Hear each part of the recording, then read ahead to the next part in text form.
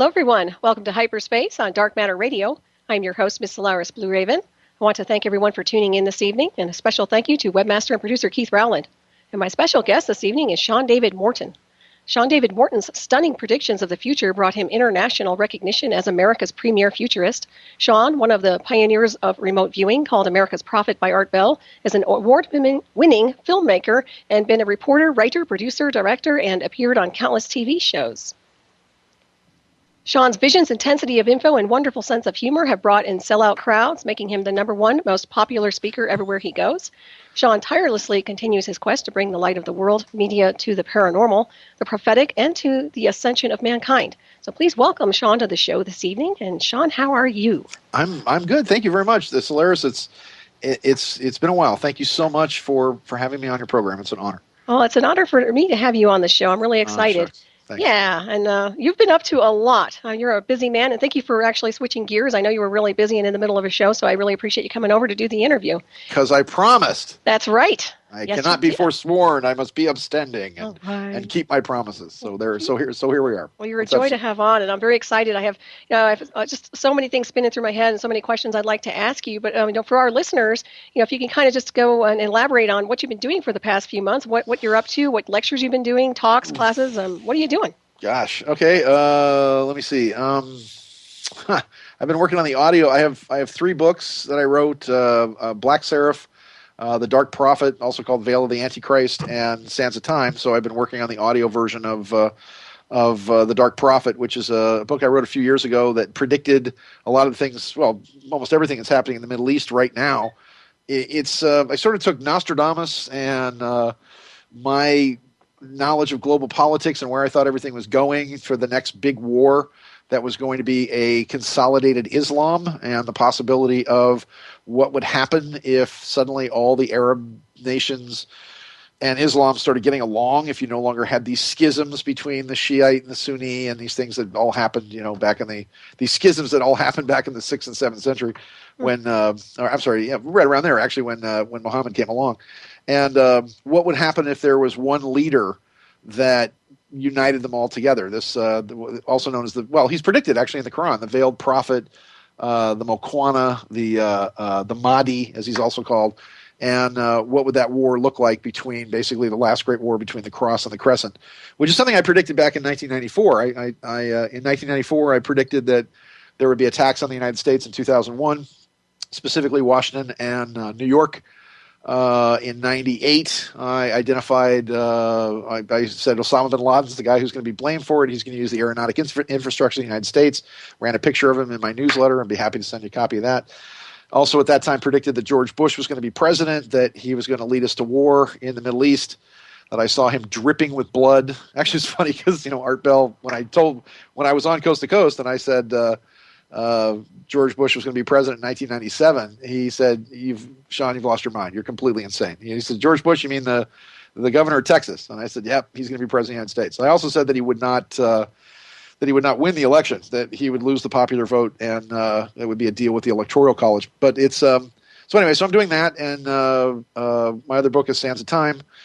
So working on that. Meanwhile, been doing a lot of sovereign citizen stuff, or should I say what we call de jure state national things for people, which is a way for people to get out from under the federal government as what we call, quote, U.S. citizens and second-class residents of the sovereign states.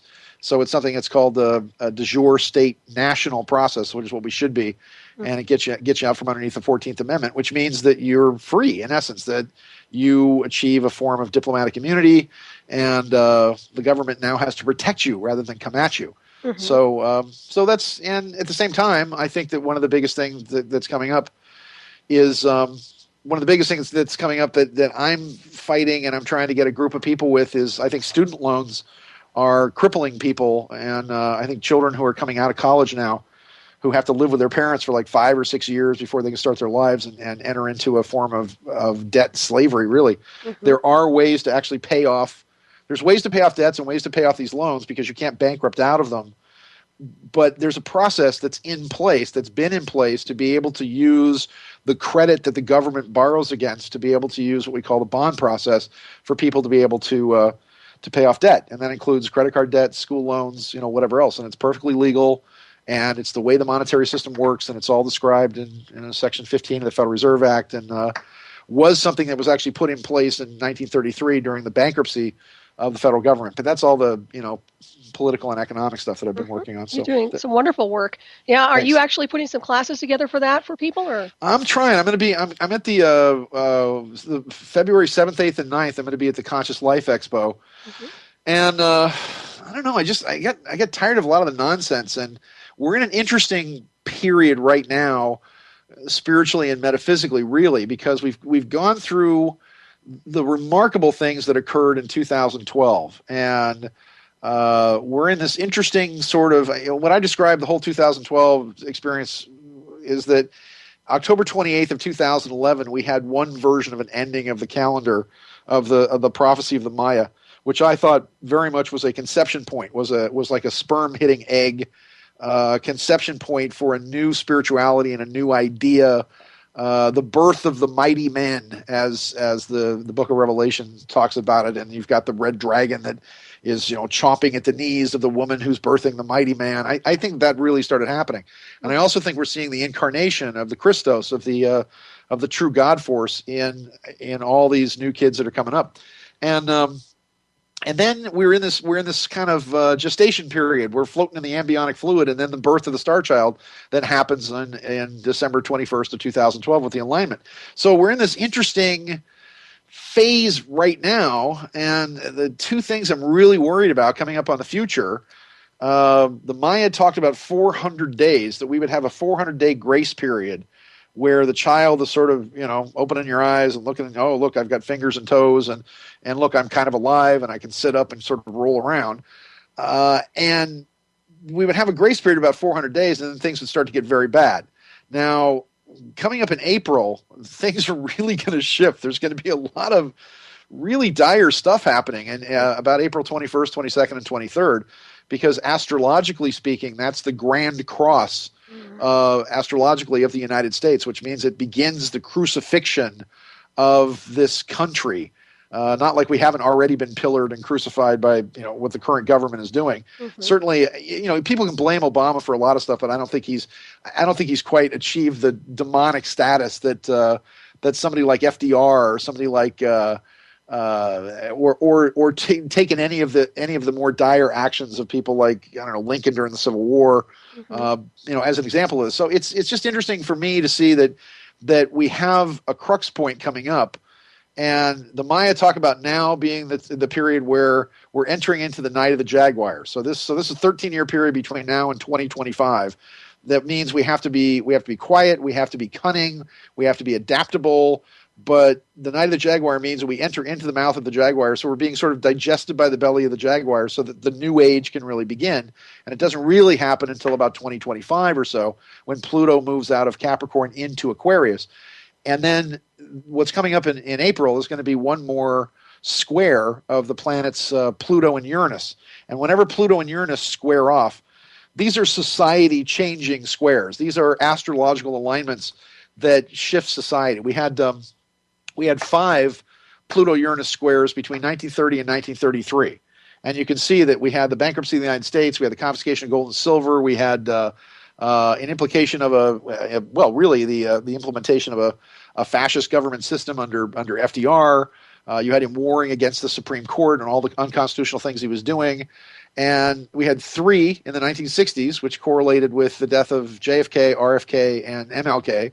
And now, and also with the Tet Offensive and with all the things that are going on there, we have 7 of these alignments between 2012 and 2015. And whatever comes out the other side in 2015 is going to fundamentally change the nature of this country, and fundamentally change, because it's Pluto and Capricorn. Pluto and Capricorn is going to change the banking systems, the political structures. It's almost like Pluto, who's the god of the underworld, has a big scythe, and he's underneath us, and imagine him underneath a government building, just sort of chipping away at the fundamental structure of that. And Uranus is in Aries, so it's sort of like your crazy demented grandpa in his diaper wandering around your house with a gun. And because Aries is war, and surprise and actions. And Aquarius is, and Uranus is the planet of, let me see, atomic war, energy, but it's also the planet of computers and advancements in computer science, computer technology. So, and one other thing too, the symbol for all of this as well is going to be everybody coming together. Is that we have help, and it's going to be brotherhood, camaraderie, and almost divine intervention. Really, that we understand that there are forces beyond us in the universe that are coming to our aid. So that's the thing I'm really hoping for. Mm-hmm. Yeah, that sounds good to me. We certainly need intervention, divine intervention. I was going to say my birthday is April 20th, so that's like, ugh. Wow, I have something to look forward to, right? Yeah, that's right. Well, it's right. That's right on the royal cusp of Aries and Taurus. Yeah, I'm a 29-degree Aries, but it's funny because I have a Grand Cross in my chart too, by the way. There you go. So you understand what it's like. And so what happens with Grand Crosses in your chart is that you go through immense pain and great loss. Mm-hmm. But that what happens on the other side of this pain and this loss is always a form of enlightenment. You always come out the other side better for it. Yeah, that sounds exactly right. Or wiser, should I say. That's what Grand Crosses are. And this country also, I mean, this is the first time we're going through our Pluto return, because Pluto makes its orbit around the sun every 242 years or something like that. So it's so we're going through the same period. Pluto was in Capricorn between about 1773. No, it's further back than that. It was like 1760 to about 1780 or so. So it gives you an idea, that whole 20-year period. It gives you an idea of the revolutionary. And look what's happening. An oppressive centralized government that was removed from the people, that fought a war, that lost, and then the banking systems and structures, and it was oppressing the colonies because they were angry that we're printing our own money. So a lot of things like that. But there's ways out of that structure and that system. But we're not going to do it by changing the government. We're going to do it by us changing our relationship to that government, which means you don't have to put leather around the entire world. You just have to put leather on your own feet. You just got to put your shoes on. Right. So there is a way to change your relationship by declaring yourself a non-14th Amendment de jure state national, which then changes your entire status to the federal government. It basically takes you out of the tax system. It takes you out of being a franchisee of the government as well. So that's what I'm working on for kind of a few key people that are down with it.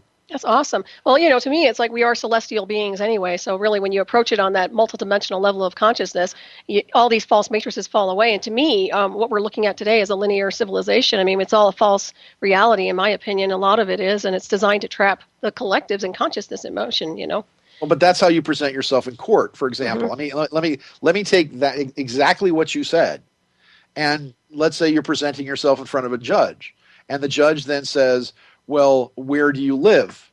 And your response to that is, well, in here. I live in this vessel. I'm an angelic being bivouacked on an enemy planet, really, according to the Apostle Paul, where you're bivouacked in enemy territory. And he says, where do you live? And you say, in here. And you say, well, what's your current address? Of course, you then say, well, I don't know, where am I now? 123 Court Street in the courthouse. And you say, what's your permanent address? You mean like eternal? Well, I don't know, the bosom of Abraham, or I guess heaven would be, because I'm only here for a brief period of time. Once you start dealing like that, and once you start making them understand that you are the living man, and the living man who comes under the Constitution, which is only, the Constitution of the United States is 4,532 words.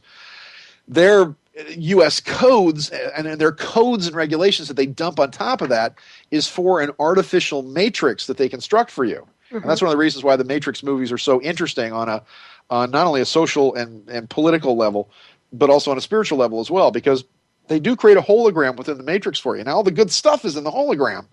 But once you understand, because if you die in the Matrix, you die in real life. That's what they try to convince you of.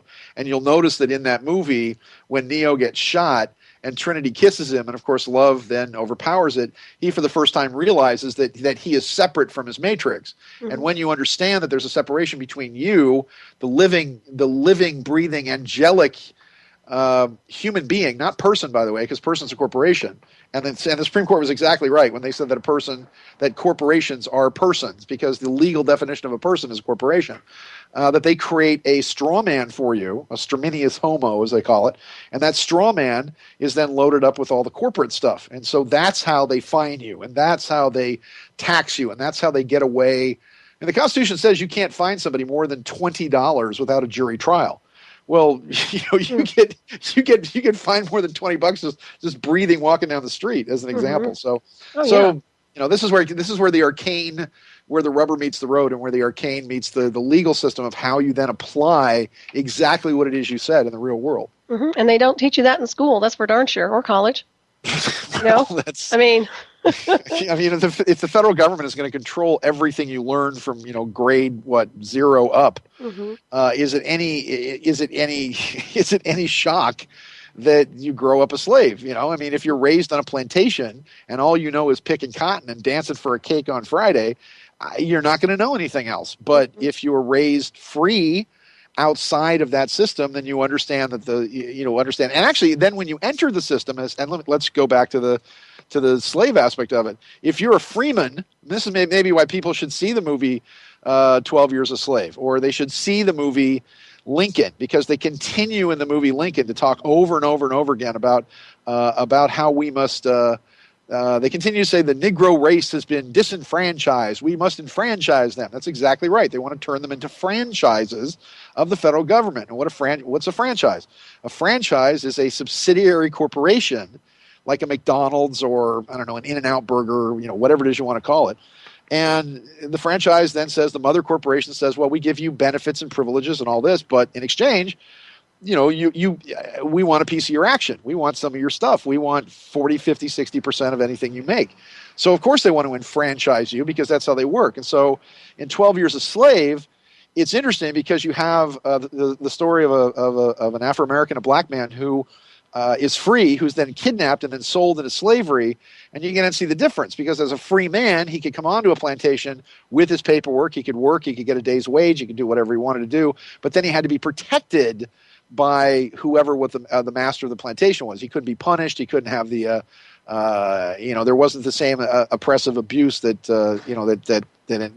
slavery entitled. So so there you go. So that's all. And what we're trying to do is live as spiritual beings on the planet, and try to do no harm and try to do good for the world. And you begin to understand how hard that is when you look at the current matrix that's being foisted upon all of us. Oh, I totally agree. But I do see that the more you become spiritually evolved, the easier it is to navigate on some levels, because you're already prepared and you can see beyond the illusion. That's what I've noticed. Everybody's waking up if they're on that path of higher consciousness. And you talk about the incarnation, or maybe the incarnation of the Christ consciousness. That would be Christ consciousness activating across the globe through everyone, or is that a divine being, a singular being?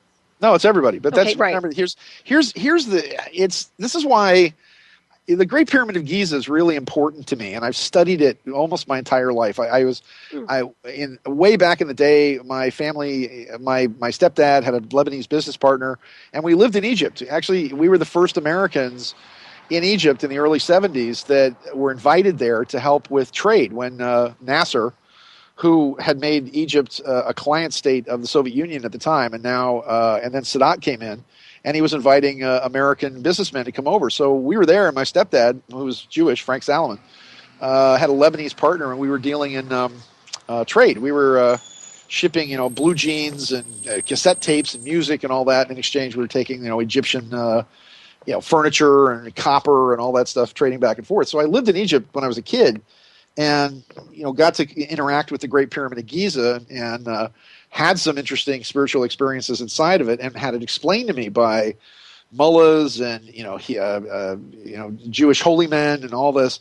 And it's very interesting because it talks about for example, the ascension, if you will, or the rapture of mankind, and what it really talks about is, and there's been a lot of misinterpretations of this in Christianity, because they continue to think of the dead in Christ rising first and some kind of rapture, and the Archangel Gabriel blows a horn. And if you just put reincarnation into that mix and you understand it from that point of view, everything gets really clear. So at the beginning of the 20th century, and I'll try to make this as brief as possible, in the beginning of the 20th century, and actually you can start it in 1844. In 1844, there's this thing in the pyramid called the Great Step. And there's a mass ascension of humanity from 1844 until about 1900.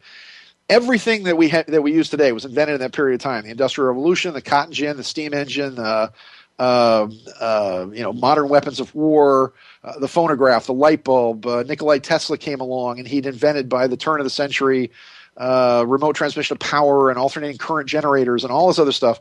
So from that period of time, mankind goes up, and then we enter the 20th century. Then it talks about the Christos, or the Christ force, coming in the clouds. And then it first comes in the clouds in about 1930, 32, 33. But you have a dark force as well. So the minute the Christ force comes in, what does the dark force do? The dark force comes in and tries to create, well, not tries to create, did.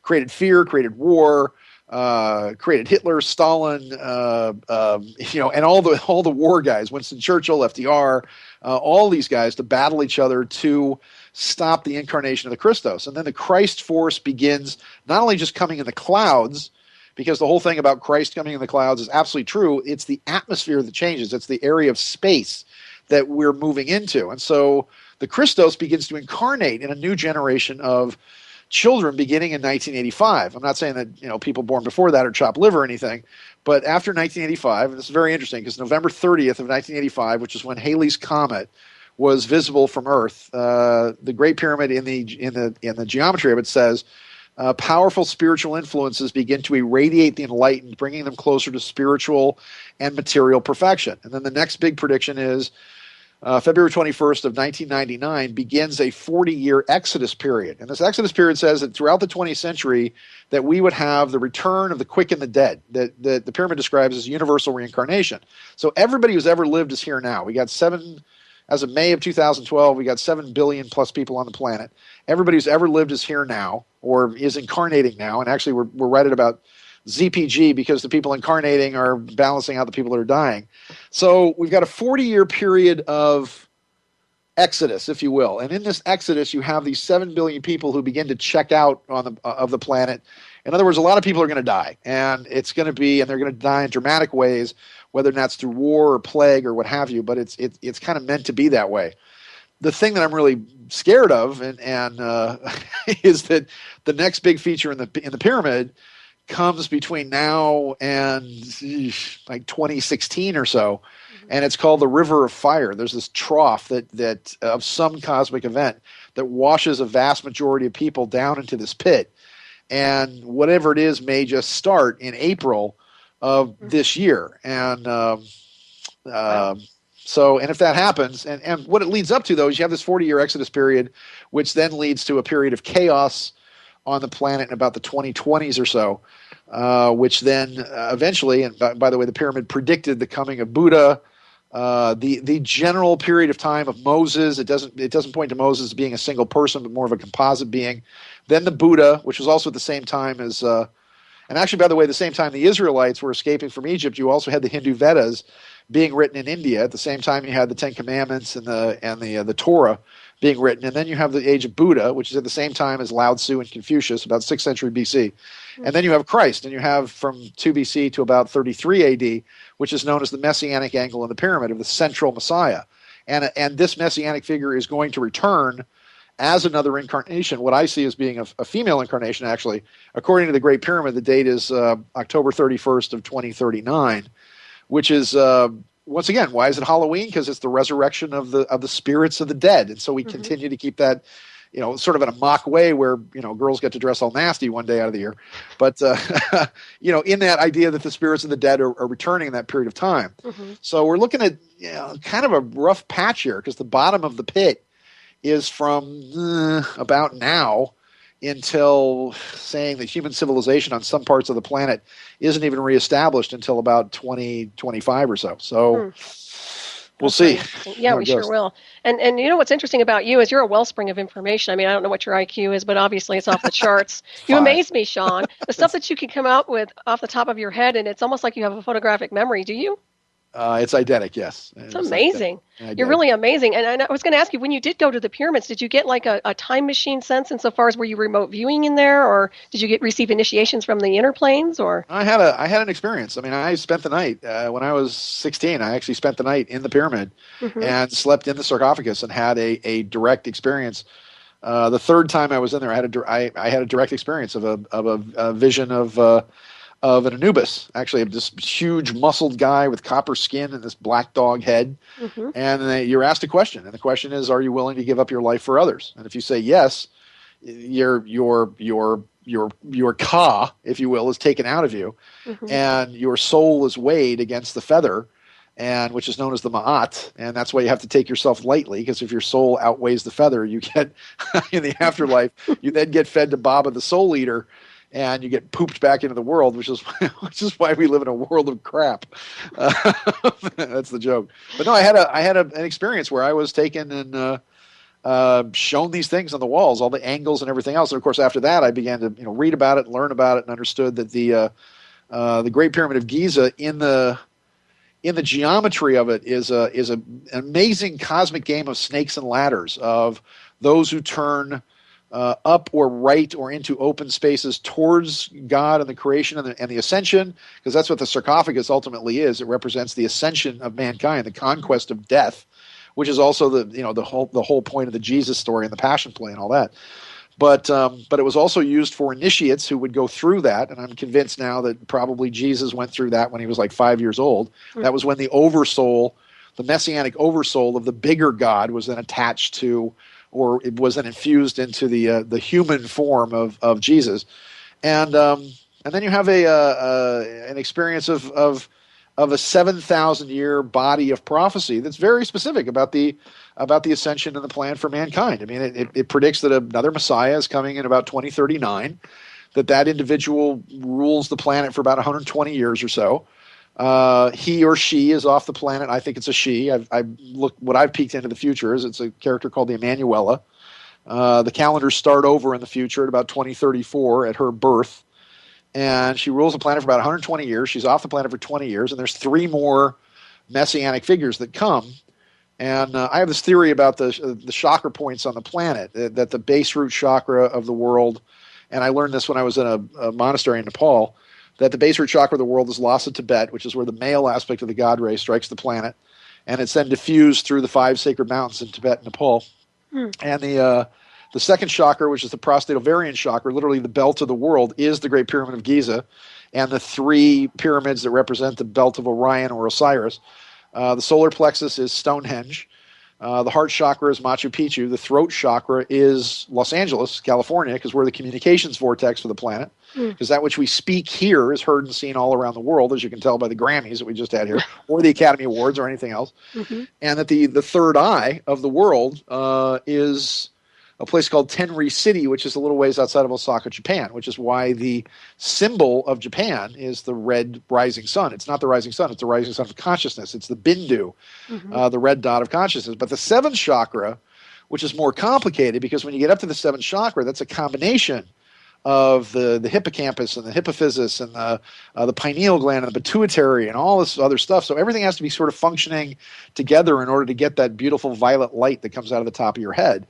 So the 7th chakra is what we're doing now. It's your radio show. It's my radio show over on Revolution Radio. We're the 7th chakra. We're the communications vortex of the planet that had to happen so that everything could come together, so that we could actually achieve a form of collective consciousness. And so that's where we're at. That's because the 7. That's why there's no capstone in the pyramid. By the way, that's why Jesus always said, "I'm the chief cornerstone that the builders rejected."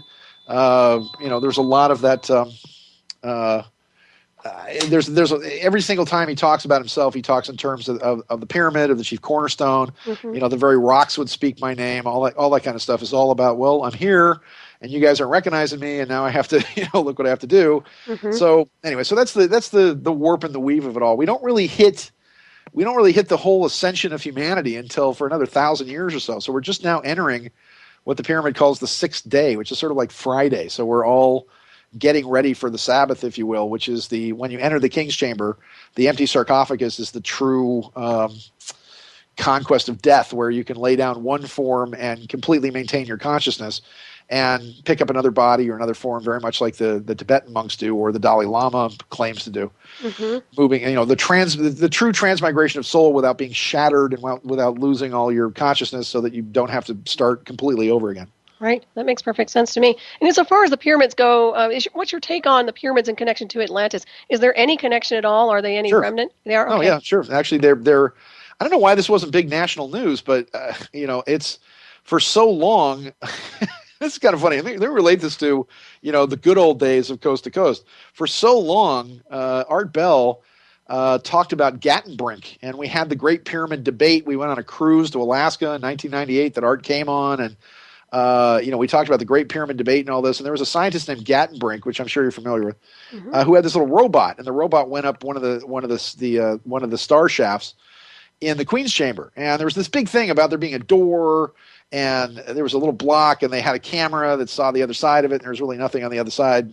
But what nobody did is nobody looked up at the ceiling. Because if you look up at the ceiling, if you take the Gattenbrink photos and you look up at the ceiling, there's a star chart on the ceiling of the Queen's Chamber star chamber that Gattenbrink took pictures of. And if you just look up at the star chart and match it to the sky, you will actually find a signing date, if you will, which is approximately 9700 BC, of when that version of the pyramids, when I say that version of the pyramids, I think there's been a pyramid there for just because it stabilizes the landmass, but I'm pretty sure there's been a version of the pyramids in that location because it sits dead center of all the landmass on Earth for probably, I would say, well over about 200,000 years or so. This version of the pyramid, from the time coding that we got from the ceiling of the star chart in the Queen's Chamber, I'm sorry, in the star shaft, puts the building of the pyramid at approximately 9700 BC, which means if they started at about 10,000 BC, but I'm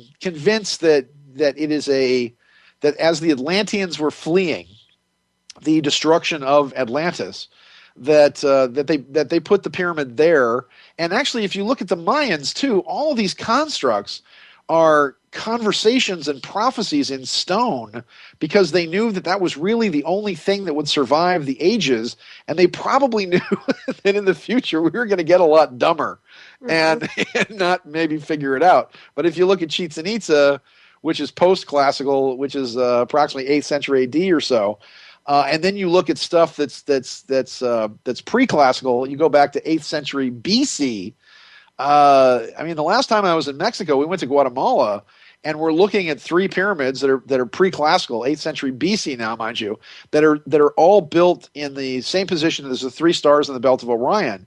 But the equinoxes are lined up in such a way that the sun rises and sets as to where the sun would rise and set after 2012. Well, we're talking about, we're talking about something that's almost 3,000 years in the future that they're predicting and talking about. So the age and the period of time that we're living in has to be pretty special if all these people from the past decided that they were going to, build these monuments to either warn us or tell us what was going to happen or what was going to come down. And because this really is the time frame that we're talking about. And if you look at each motto of each civilization, where you've got the Egyptians, for example, which is as above, so below, as within, so without. You've got the Romans, which is actually you got the Greeks with Apollo, which is Anthem, Noska and Anthem, which is know thyself. And then you've got you then have the Romans, which is to thine own self be true. And of course, the motto of if there's ever a motto of the great United States of America civilization, it's got to be more is better. That if I just had more of something, it'd be better. If I just had more stuff, more cars, more money, it'd be better. So the Mayan philosophy was all is one, life has purpose, God is love. And again, if all really is one, then that means we're biologically connected to each other, we're chemically connected to the earth, and we're atomically connected to the entire universe, which is pretty cool. And if life has purpose, then that means no matter how many low kicks, dirty tricks, and rotten licks you go throughout your life, that it's meant to make you the person that you are, to put you in the exact right point in time, at the exact right moment in history, for you to be what you need to be, which means people need to stop belly aching about all the horrible things that have happened to them and say, well, okay, it's made me what I am. Mm-hmm. And if God is love, I know it's all bumper sticker stuff, but if the prima mobile of the universe, the first thought was for the greatest and highest good of everything and everyone in that universe, that's pretty cool. That means that everything ultimately in the universe is working together towards the highest and greatest good of every being in the universe. Mm-hmm. I resonate with that completely. Yeah, I think a lot of us are here from the old world, from the Atlanteans, and Sure. yeah, we've incarnated here for sure to hold that energy and run it. Look at how we're recreating that history as well, because all us Atlanteans, it took us, 40,000 years to come back Mm-hmm. to actually have a civilization and a technology that is similar. It's more advanced in some ways and not as advanced in other ways, but look at what destroyed Atlantis. What destroyed Atlantis was greed. They wanted more power. They began to overtax a form of energy that was interdimensional, really. I mean, my theory is that Atlantis just winked out of existence because of the great pyramids that they were using, phased the continent into another time space, another reality, what they call the purple dimension, which if you study the Bermuda Triangle, that's kind of there seems to be a pyramid that bounces back and forth between dimensional vortices that creates a Einstein-Rosen bridge to to other Earths and other realities in that space. Mm-hmm. And there's a pyramid that we've seen. When it's on this side, we can photograph it. When it's on that side, it disappears. So, but now we're back, and this is exactly what I've been talking about for forever. We now have cross mutation of species. We've got genetic engineering, all the stuff that destroyed Atlantis, all this and psychic wars. Don't forget that. Psychic wars, atomic weapons, all these things that burn holes in the universe. Mm-hmm. My whole book, Sands of Time, is all about how the Germans ripped a hole in the time-space continuum, and then we ripped a bigger hole using the USS Eldridge and Project Rainbow and all that. And with Sands of Time, I got these journals from one of the guys that I've been in contact with for about 20 years or so, when I started scoofing around with Area 51 back in the early 90s. And, he was one of the head guys in the shadow government talking about how they were developing time travel and what Montauk Project was all about, and the Dulce Wars and, our place in the whole extraterrestrial continuum, if you will. And, with a dark warning that something really big and nasty is on its way here. That might get here at the beginning of the next decade or so, and that we're building a gigantic planetary defense system, actually solar system-wide defense system, to fight whatever it is that's coming. Now, and I questioned him as well, saying that just sounds like another Cold War scenario, that, we have to protect ourselves against the Russians, and the Russians turn out to be nothing, and now we have to protect ourselves against the Chinese, and now their economy is getting ready to almost collapse. So all these boogeymen that we've been put, and now, of course, now it's terrorism, and we got to be afraid of Al Qaeda. I mean, it's gotten to the point where they just have to. Not only do they have to make up enemies, but all these terrorist attacks, they're not even trying hard now. At least try hard to trick me. At least come up with something original, not stuff that just completely falls apart later. And so anyway. Yeah, I think it's all about trapping collectives. I mean, what they're trying to do is trap the mind's consciousness so that they can control, manipulate it. And we all know that consciousness manifests reality. So if they're in control of all the realities, then that would give them control over the evolution of mankind to some degree. And bingo was his name. Yes, it was. And I do love your book, by the way, and I haven't finished it, but I do love it. And Sands of Time, for our listeners who would like to buy a copy, where can they get a hold of you? Copy? Sands of Time, you can pick it up on Amazon.com. We've got 5-star reviews on Amazon.com. Okay. But simply go to our website, strangeuniverseradio.com. Strangeuniverseradio.com. It'd be better if you bought it from us. Mm-hmm. That'd be nice. But we also have the audio version. We have a PDF version as well that you can download for your Nook, your Kindle, whatever else. We've got in every medium you want to buy it in. And I've got my 3 books: Black Seraph, Dark Prophet, and then of course my magnum opus, Sands of Time, is out there. And well written too, by the way. I was going to say, and you have it's interesting because it looks like Star Trek, where you have your chapters. You did that on purpose, right? I did, yeah. Actually not exactly, because the font that I use is called Bauhaus, I think it is, which is the sections, which I think they used in Star Trek, and then I think I used Trekker. I think. Cool, I like it. Well, that's what it reminds me of. Well, I was friends with Gene Roddenberry back in the day, and I how did you get into all this? Let's backtrack just a little bit. How did you fall into all of this? It seems to me like you've had some sort of a guided or charmed life to some degree.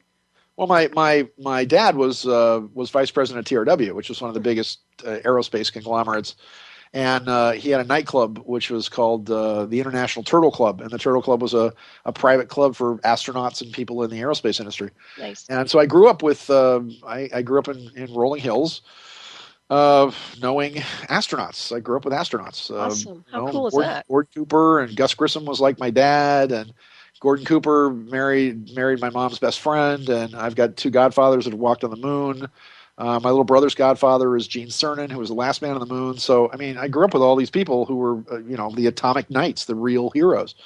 And my first big psychic vision was of Gus Grissom being killed. And, I was told to shut up and got a beating about it and the whole thing. But I was having these horrible dreams about Gus burning alive. And Gus was killed in Apollo 1 during a flight test. Mm-hmm. But Gus also shot off his mouth a lot about how they were just spam in a can and that there was a real secret space program that was going on and all that. So I was raised with a space program. I was raised with astronauts. I was raised with astronauts coming to our house with video, with 8mm film that we would put up a sheet and show on the wall of UFOs and crafts that were following the Gemini and the Mercury and the Apollo. Wow. And, when they were going out into space, Jim McDivitt was like, what the hell's that? It looks like a German hand grenade. And I'm telling you, this thing followed me all around. So they were all open to it. Gordon Cooper used to talk about stuff that was going on out at what was then called, I think, the Docktown Strip, but later became more famous as Area 51. And, so I knew all about this stuff growing up and, in the whole aerospace community. And then, my mother was very political. My mother, Maureen Kennedy Salomon, was president of the National Health Federation for 37 years. She ran for vice president of the United States in 1984. We contributed a lot to freedom movements. We were really good friends with my grandmother was good friends with Taylor Caldwell, who wrote Captains and the Kings. We were I couldn't say buddies as much as she had friends, but we were good friends with Ayn Rand.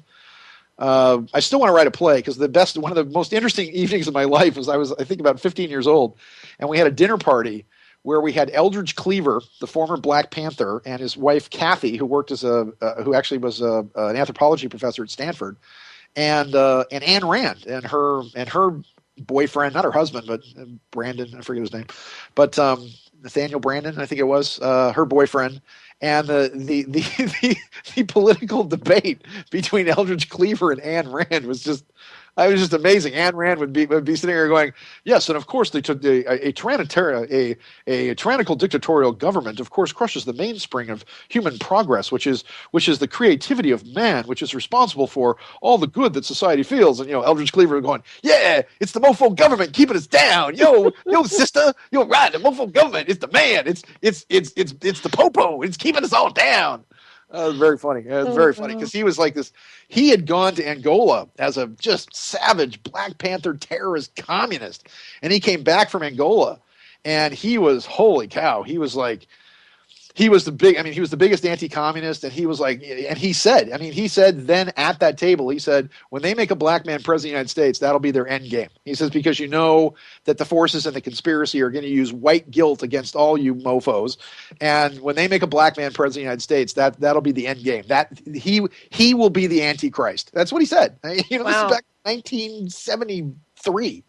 I think it was. He had the whole thing laid out, and he was adamant about, because he'd been to Angola. He'd seen what communism does, and he said they're going to use the black man to destroy society and then oppress us all, and then that's when the hammer is going to come down.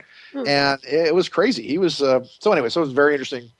I'll write a play about it someday. That's the only way I think you can do it, because I've got my crazy fundamentalist Christian mom, my Jewish stepdad, Ayn Rand, her boyfriend, and Eldridge Cleaver all going at it at a dinner party. That's gold. Oh yeah, it is. That sounds like fun. It sounds like you've had a wonderful life. It really does. It's been interesting. It's been a lot of fun. And then I got into when I got out of USC, I lucked out because I sold the script to Buck Rogers. And then I'd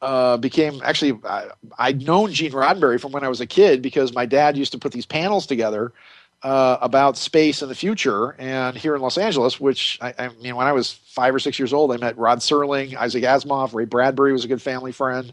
Loved Ray Bradbury. Used to go to Ray Bradbury's house in Venice and just, sit at his feet, just, have him read stories to me and all this. And let me see, who else was that? Gene Roddenberry was there. So when he did Star Trek years later, I just was on the Paramount lot working for a producer, and I ran into him at lunch, and we started being friends and kind of hanging out at lunchtime and, talking about Star Trek and what he could do with it and all that. So, and he bought a he bought an idea for me for a TV show that I'd thought of called The Guardians at the time, which is kind of a kid from outer space comes to Earth, and then the Writers Guild went on strike, and then SAG went on strike, and all that. It's kind of I have a weird kind of thing in the Star Trek universe because I went and pitched stories to Star Trek Next Generation, and I pitched like 15 stories, and they stole 3 of them and actually used them as episodes.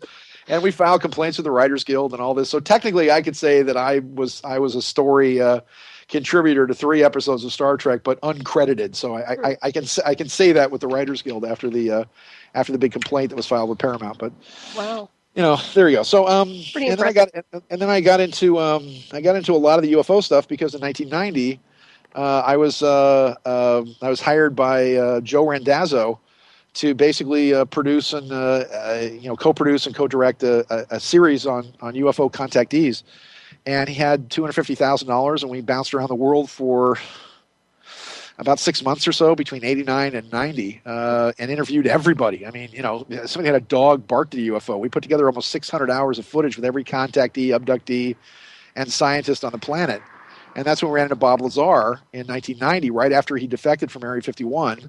And Bob said, you don't believe a word I say, go out to this highway 375 by the 18-mile marker, and, you'll see him for yourselves. And actually, there was a payphone out in front of the Little Alien, and the only person that we could call on the phone at that time was Art Bell, because he was the only one that was awake. And we'd call him on the phone going, is this Art Bell? Yes. It's like, we just saw a flying saucer right at Area 51. Really? Tell me about it. What did you see? And that's how the whole sort of thing began with Art. And, and then Art calls me and says, I want to know everyone you know. Tell me everyone you know. And I handed him my database, and I guess I inflicted Daniel Brinkley and Richard Hoagland and all these people on the world because I had their number because we'd just gotten finished interviewing them all for this documentary. And it was funny because then Sightings came along, and I was Linda Moulton Howe, and I was one of the producers on the segment for Sightings that was about Area 51. And then Sightings was the #1 biggest show on Fox up to the time. Wow. And it only lasted 13 episodes because there was a pissing contest between a bunch of lawyers because Fox ordered the show again, and they wanted 13 episodes, and all these production companies that were involved, Henry Winkler and Ann Daniels and all these people said, well, we demand that you order 24 because it's such a popular show. And Fox said, we don't order 24, we order 13. And they said, well, we'll go someplace else. And Fox said, see ya, have fun. And that was the end of Sightings. Oh, wow, that's too bad. But then Chris Carter, this is funny how this all links together. So I'm calling Art Bell on the phone, right? I give him my database, and then his show becomes the #1 biggest show in late night with 26 million listeners listening to it. Then we do Sightings about Area 51. Then there's the fight. There's the whole pissing contest there where it gets canceled. But Chris Carter walks in the Fox office and says, how would you like me to do a fictional show with a couple of FBI agents who were investigating all the stuff that Sightings was looking into? And they said, deal. And that's how X-Files was born.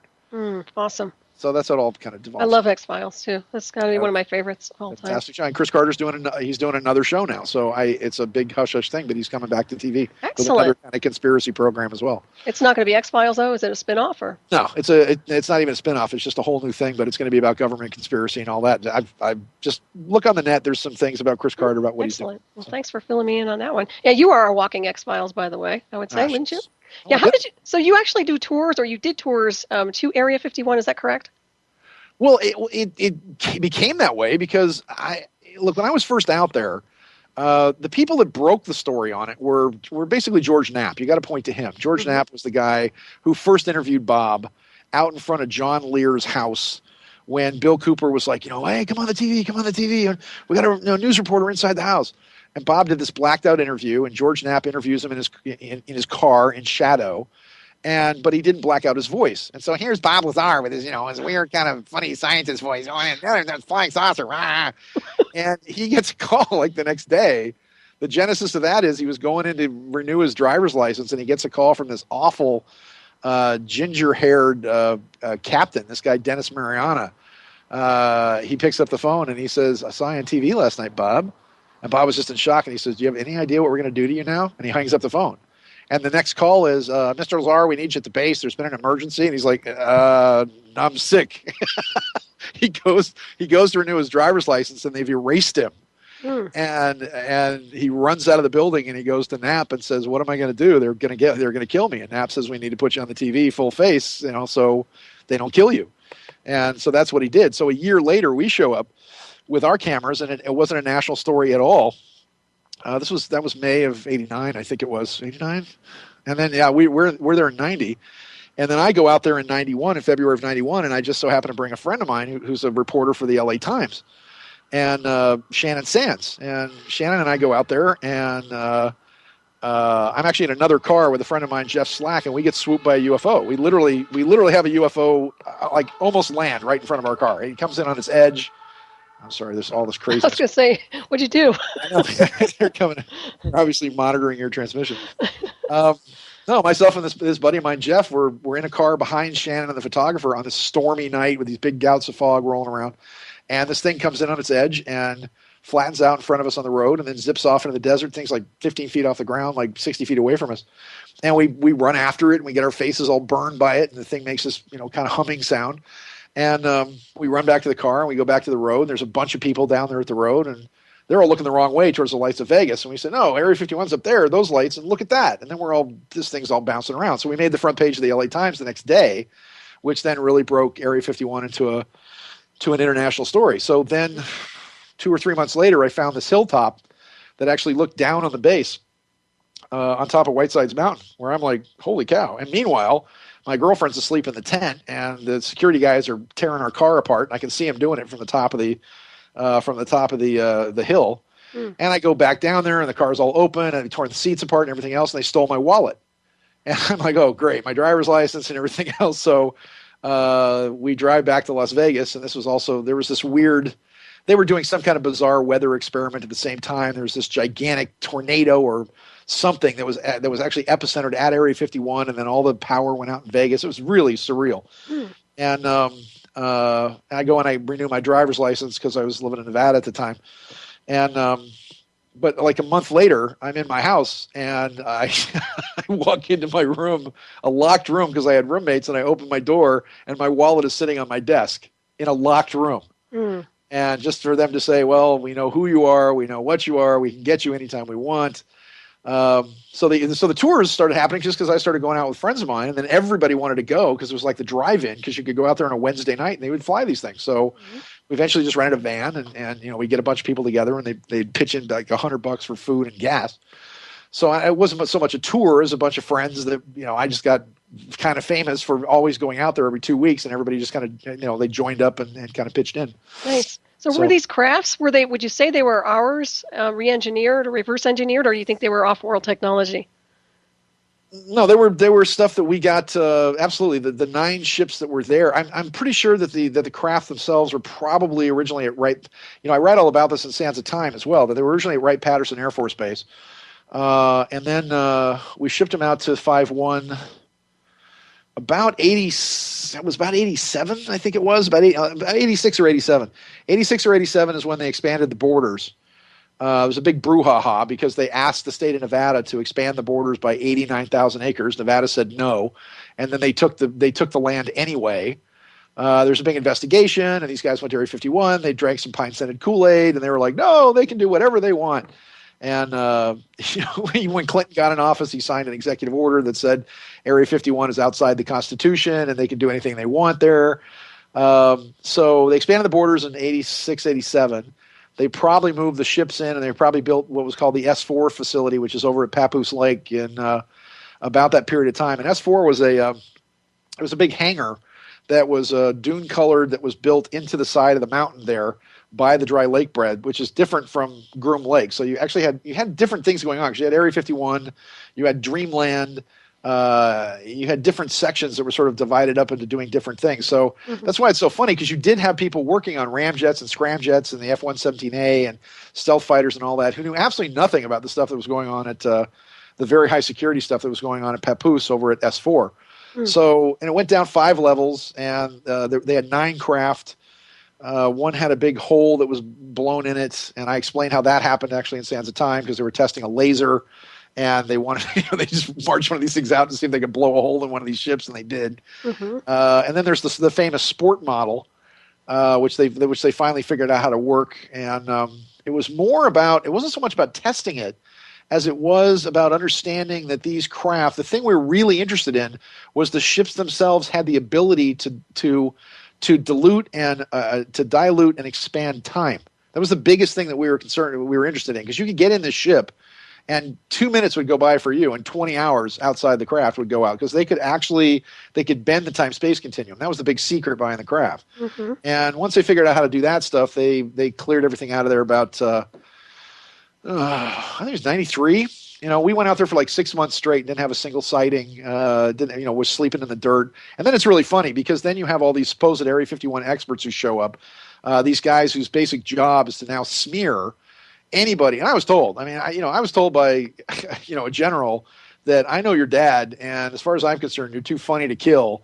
And as long as you're doing the psychic stuff and the crazy predicting the future and the remote viewing and all that, because you're easy to discredit, and you have this crazy little newsletter, this Delphi Associates newsletter, those are the only things that are keeping you alive. But you have to understand, we're going to come after you. So, and they did. And, the smear and all the, it's a really interesting thing to just be lied about your entire life. It's very strange. And there's no way to combat any of it. It's just, everything you say, you have people out there saying, did not.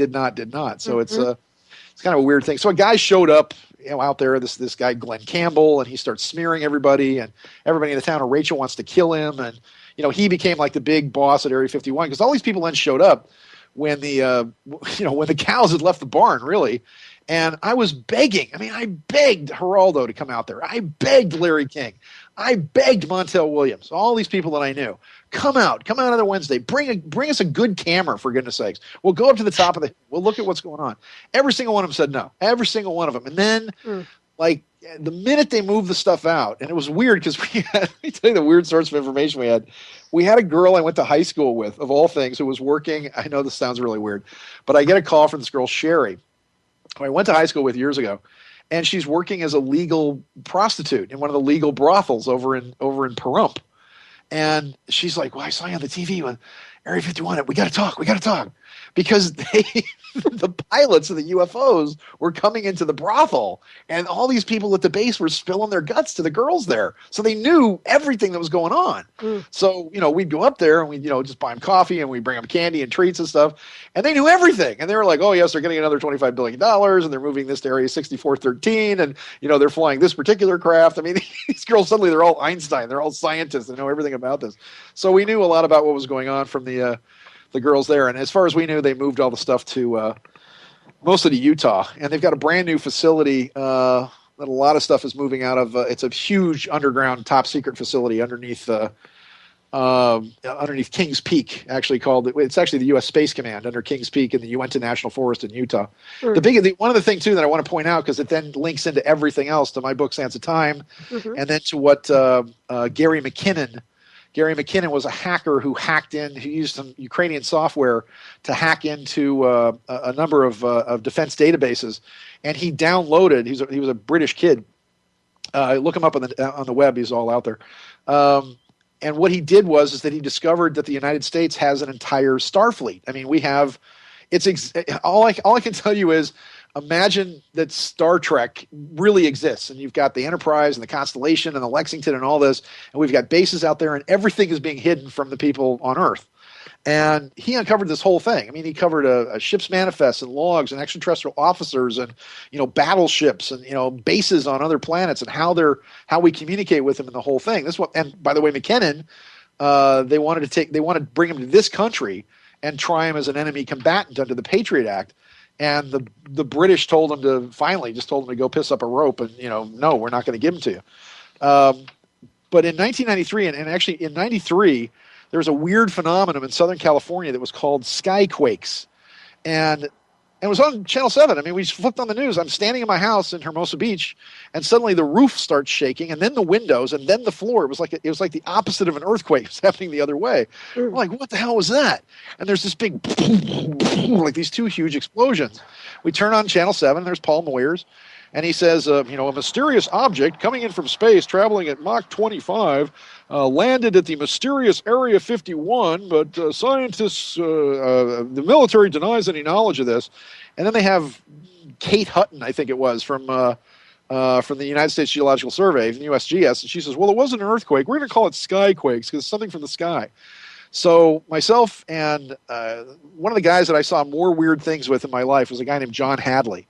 And he's another one of my friends who was murdered.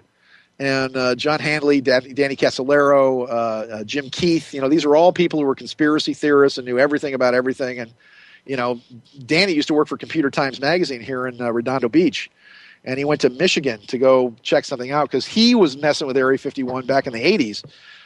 Back when it had to do with computer software that was stolen by the Reagan administration called PROMIS, which is basically the basis of all artificial intelligence today. For all intents and purposes, the PROMIS software became living AI about 1998 or 99, and you have no idea what they're doing with it now. It's just it's just crazy.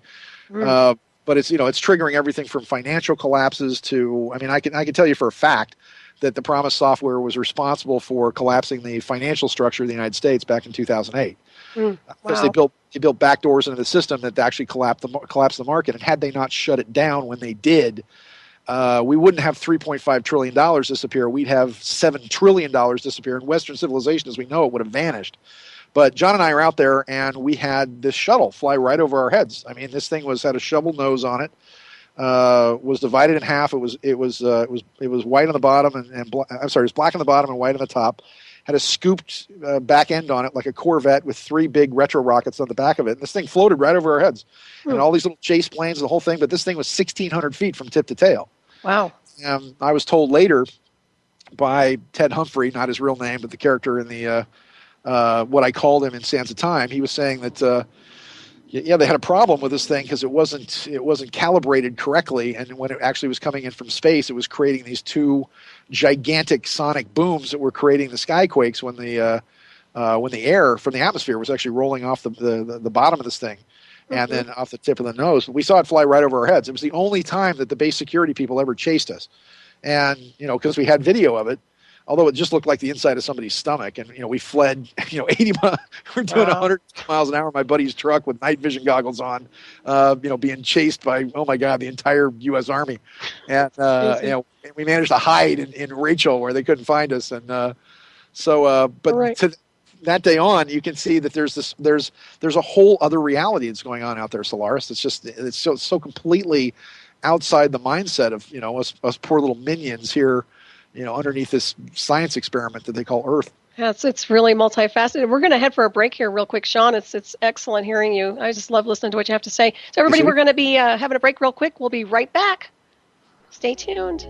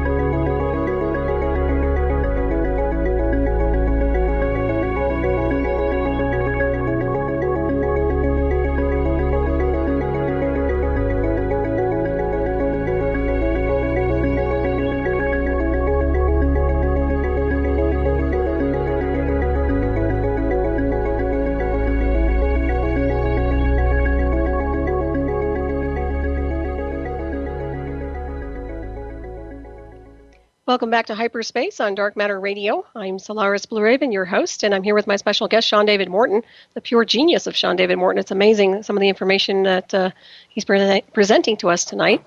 And Sean, are you with me? He'll be stepping away for a second. He should be right back. Where are you? Hi, I hear sorry. you. That's sorry okay. about that. Sorry. Oh, you're fine. Okay, welcome back. Yes, where were we?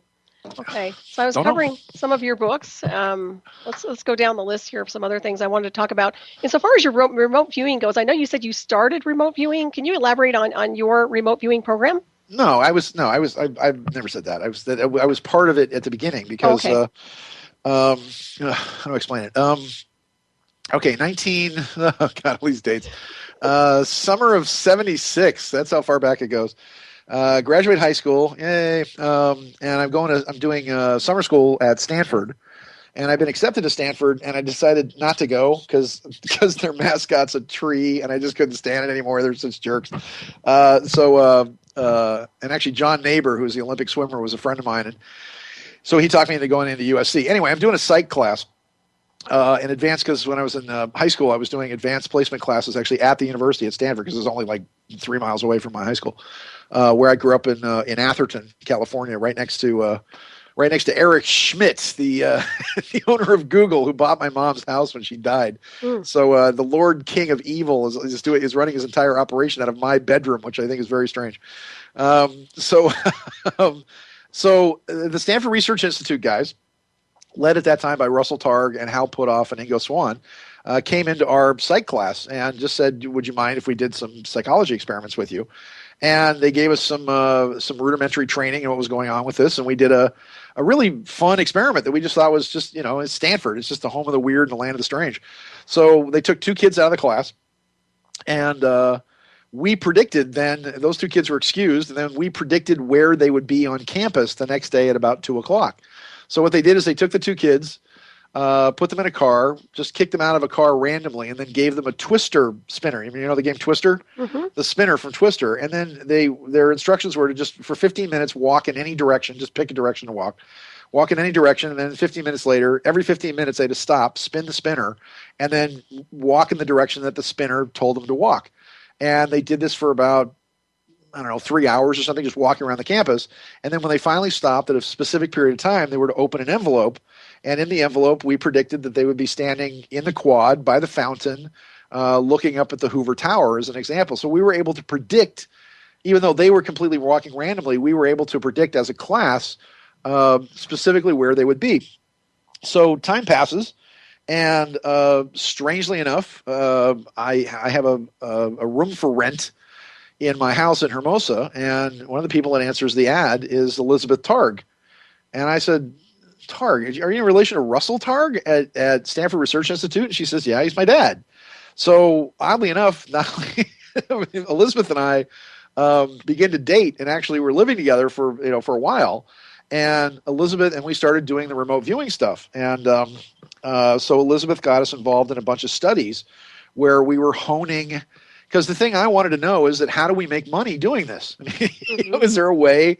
I mean, we've got to be able to pick horse races and why can't we win the lotto and why can't we do things with this? So Elizabeth and I were the ones that actually began to develop a procedure that basically was a way to be able to predict roulette wheels. Now, part of what this was also used for is that Russell had a group, and it's what we call this ARV, which is Associative Remote Viewing. And Russell had a group that he called the Delphi Associates, where he was using associative remote viewing to predict the outcome of silver prices. Because theoretically, if you wanted to predict the stock market, all you would have to do is predict you could be a multimillionaire if you just said, okay, at the close of business on Friday, is this particular stock, or even the market in general, is it going to be up or is it going to be down? You got a 50-50 chance at doing it that way. So what Russell was doing was using remote viewing or associative remote viewing, which is stuff that Elizabeth and I were testing and putting together to then divide up a possible outcome of what the price of silver was going to be at a particular point in time and space. Was it going to be very low, very high, or high or very high? And I don't want to go into the whole explanation. What you do is that the left-hand side of the brain that controls the masculine, dominant, aggressive side of the brain is only good for measuring things. That's all it does. It's linear thought. It goes from front to back, if you will. And it's sort of the male side of the brain in general. And actually, University of Philadelphia just said this, that men and women are wired differently. And they've now scientifically proven it, like they needed to scientifically prove it, that men are wired from front to back. Which is why I say that men always remember the punchlines to jokes and women can't, because men are setup, story, punchline. That's that's the way we think. We see, oh, there's the gazelle. Now we got to figure out a way to catch it, and now we kill it. Whereas women are cross-wired because they're accessing, I guess instead of from front to back, they're accessing from side to side. So they're actually accessing the emotional part of the brain, because the left-hand side of the brain thinks in terms of height, width, breadth, and a linear measurement of time.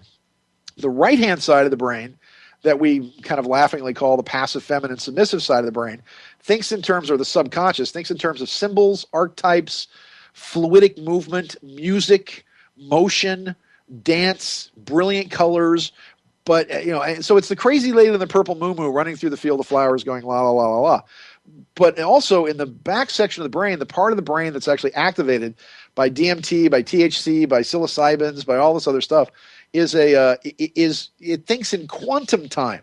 And if you understand quantum time means that all time and space is really all happening at once. And it's just a question of being able to access that quantum time. So the past, the present, and the future is all there, but now you've got to come up with some tools to figure out how to access it. The other problem with the quantum or psychic or spiritual or feminine part of the brain is that numbers and mathematics and geometry mean nothing to it. It's literally for use in outer space where there's no up, down, left, right, left, and center. 2 + 2 = purple to the right-hand side of the brain. Can't figure it out, doesn't care, doesn't want to do it, no good at balancing the checkbook. That's why people don't say, hey, man, I got some good weed. You want to go over to my house and do my taxes? So, that's why it never works. Although some people do fill out their tax forms, and it does look like that. But so we had to figure out a way to come up with enough toys that could amuse the left-hand side of the brain, if you will, keep it busy with a Tonka truck, if you will, but then use that to be able to access the other side of the brain. So the whole aspect of this, of what Elizabeth and I came up with, was a way, and this is, of course, this was originally, I have to give Russell all the credit here, but what we did is we started going to casinos. And what we did is we started putting our money on the line and started using it to win at roulette. And the way we did it is that because the right-hand side of the brain can't pick a number and doesn't deal in numbers, what it does do is it deals in, you need targets. So, for example, you have a roulette board, and you divide you've got a roulette board that goes from 0, 00. You sort of ignore those, but it goes from 1 to 36. And if you divide the roulette board up into threes, which go from 1 to 12, 13 to 24, and then 25 to 36, you can then bet, if you bet a third of the roulette board, it pays 2 to 1, which is the same as a blackjack. So if you bet $1, you get 3. So what we did is that we started coming up with ways to photograph targets.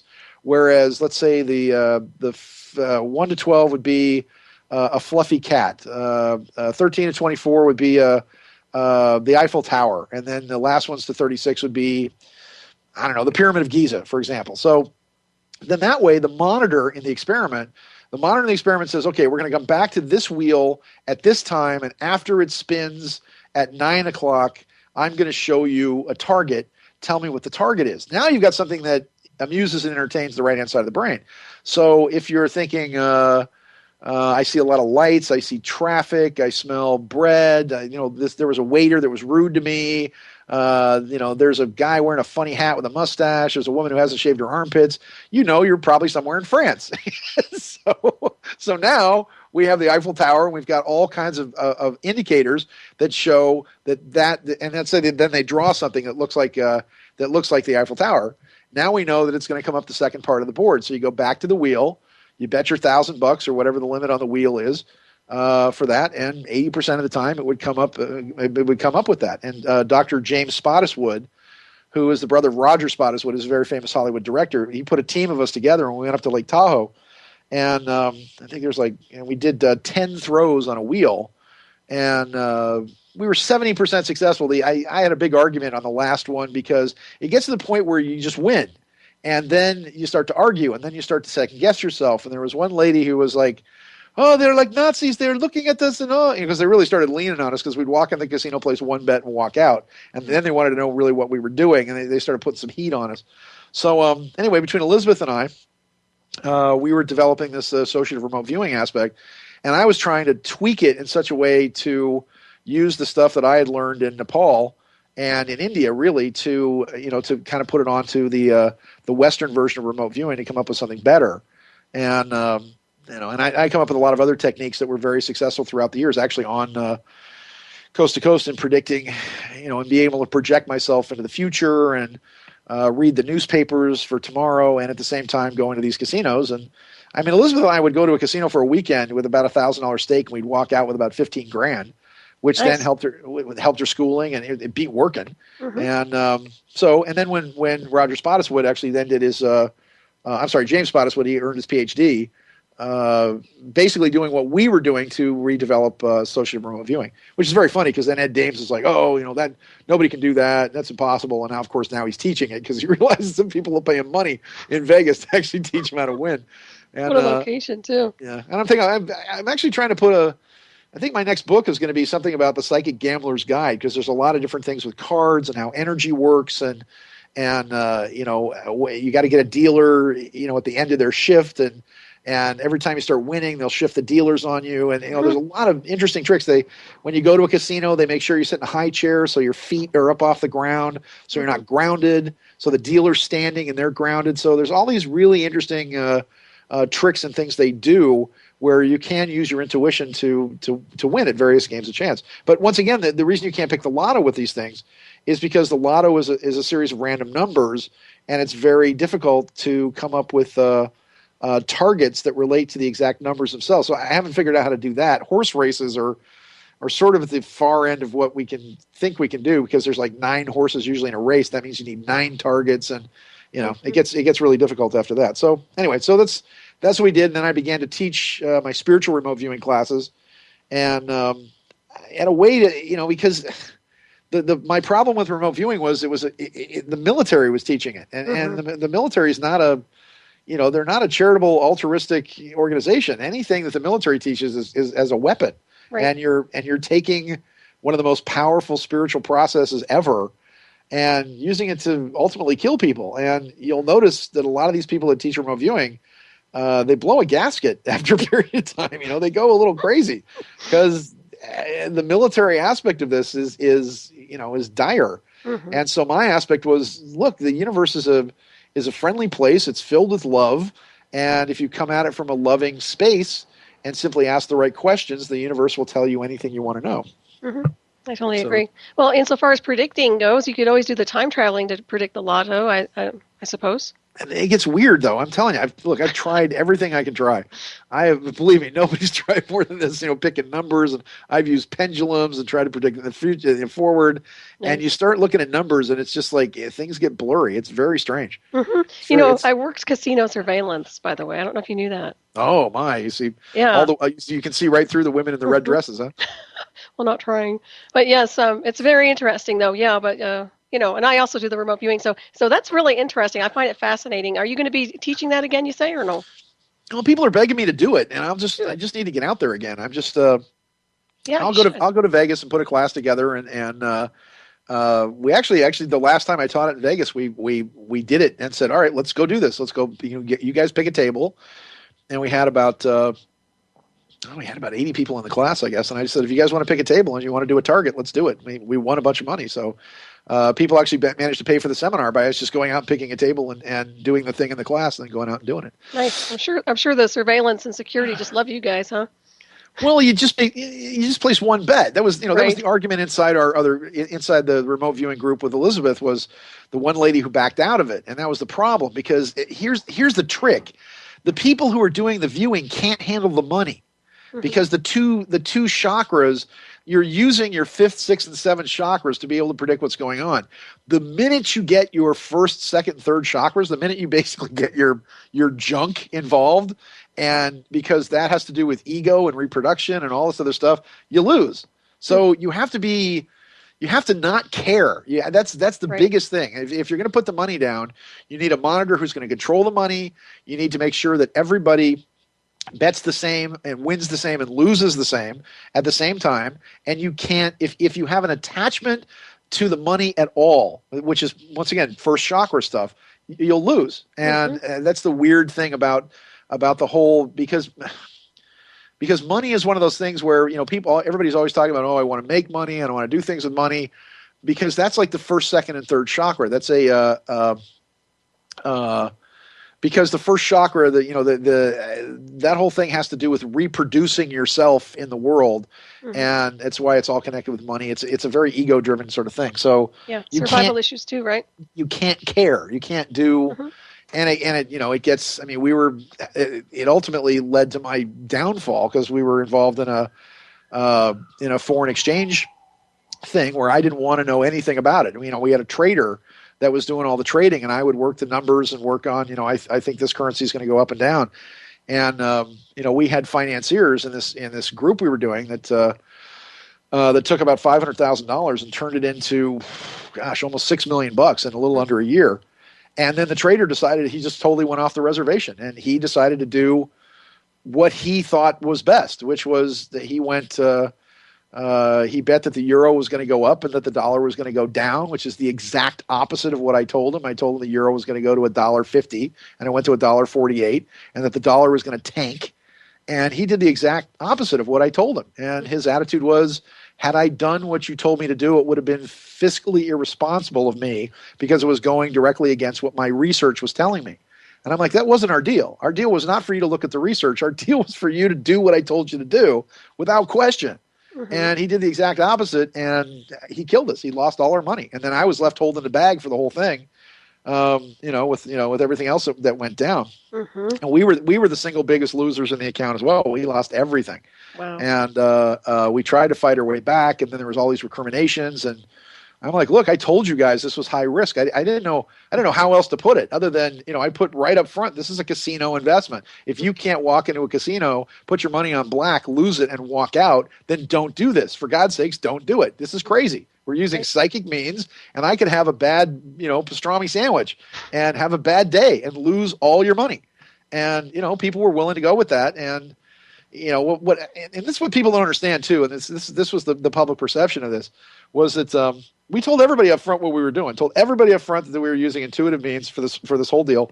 And the biggest thing is that everybody who was playing had already gotten their money back. So when you're talking about losing like $6 million, it's not really it. The $500,000, I told everybody, look, if you're in the account now, cash in whatever it is you made. This is my advice to anybody. If you're in the stock market, get your money back and play with the house's money, which is what we were doing.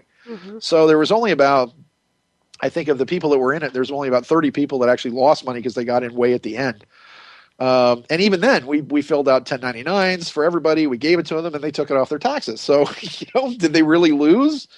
And so it's a write-off. So that's good. That was a write-off for everybody. And like I said, we did 1099s for everybody that was a financier in the LLCs and all that. And it just so happened that one of the guys who lost his money, his gay boyfriend happened to work for the Security and Exchange Commission in New York, and his gay boyfriend decided he was going to sue me. So, whatever. Oh, so that's how it goes. Yeah. So and here we are. But it was and let me reiterate for everybody listening, it was a civil suit. It was because the SEC basically said, you claim to be psychic. Nobody's psychic. Being psychic is impossible. Therefore, you're a fraud. Wow. You're like, how do you prove? How do you? And in essence, what they were saying as well is that if you go to Madame Zola and Madame Zola says you're going to meet a tall, dark, handsome stranger and you're going to come into some money, and 6 months later you don't come into any money, theoretically the SEC can now sue her as a financial advisor because you didn't come into money. Oh no! So that's how stupid this whole thing was, and in the end, as far as I'm concerned, we won because we kept saying, we're not in your jurisdiction. We're not 14th Amendment federal citizens. We're de jure state nationals, and screw you. And eventually they said this case shall not be transferred outside this jurisdiction. And if you understand the bond process, because there isn't any money, there's no, under Article 1, Section 10, there's no gold, there's no silver. So the only way you can write anything off is because no public exaction can be paid with fake Federal Reserve notes. Therefore, the only way to pay off anything is with a bond. So that's why I'm so dangerous to these people too. Well, you're very brilliant. I'll tell you that much. I'm very impressed with your intellect, and I know you're just a wellspring of so many different areas of information. It's really amazing to me to listen to you. So I really, once again, appreciate you being on, Sean. Oh, So, I love you, my dear, and thank you. I And love you you too. hosted my show a bunch of times, and Yeah. I'm all about what you're All about. 5 listeners, right? No, I'm just Yeah, kidding. yeah, we got 35 now. We're up to like Oh, 35. yeah. Now that we're on iHeartRadio and 365 Live, we got like 35 people listening. So No, that's the funny thing about the internet, I guess. So no, it's wonderful. And I was going to ask you a little bit about your spiritual retreats. Now, I know you sure. said you went to the monasteries. What pulled you away from the city and brought you to the monasteries? And what did you learn when you went there? Wow. Okay, when I got out of USC, I was wheeling and dealing. We had a video game business. We had like stand-up video games in colleges and campuses. I owned 2 restaurants. We had the 2 things called the Health Hut, which were restaurants in the Del Amo Mall and the USC Mall as well. And I was partners in a nightclub, actually the biggest and most successful nightclub in Los Angeles at that time, which was called Vertigo. Hmm. And I was the DJ at Vertigo. I used to DJ. I've been DJing clubs since I was 12. I used to like DJ dances in junior high school, and then in high school I was DJing, and then I was actually underage working in a club in Nevada. I was 19 DJing at the Red Pepper in Nevada. And so, strangely enough, it started in Egypt. Just here's the brief rundown. It started in Egypt, where one of my teachers at the British International School in Egypt, and I was in Egypt for about 4 months or so. And of course, Dad made me go to school, but it was really fun because one of my friends was like a Saudi prince that was worth like $1 billion, and my other friend was his dad was the chief of police, so we got to run all around Cairo and do all kinds of crazy things. But one of my teachers was a man named Swami Sri Jaya, and he was from the Himalayas. He was actually from Hardwar in northern India. And so when I was 19, my folks had a place up in Lake Tahoe, and I was actually working in the casinos and actually then working the DJ job, and I invited Swami Sri Jaya to come live with me for the summer. And it was there that he taught me everything from, hatha yoga to palmistry to reading auras. We do like yoga every day. And so, he was my first big teacher. And then, so I got involved in the nightclub business, and that was just crazy money and crazy girls and crazy everything. And we lost our lease on a building, and I turned to my partners and said, okay, we got all our money saved up to build the new club, right? And they went, what money? They snorted it all up their noses. And I was just looking at them going, I cannot believe you guys. And I just looked at my life. It was, this was like late 85. And I had this girl that I was madly in love with. And I was working so hard, like 90 hours a week, that I hadn't seen her for a couple of weeks.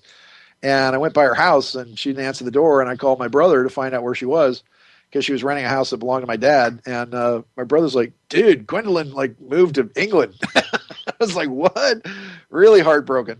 So I just got sick of it, and I made a ton of money in the stock market. Once again, using the remote viewing techniques. I mean, I did crazy. I bought stock in King World Syndication 3 months before Wheel of Fortune, Jeopardy, and Oprah went on the air, because I saw a tape of Oprah and I said, that's it. And I predicted Oprah's future. I said, she's the future of television.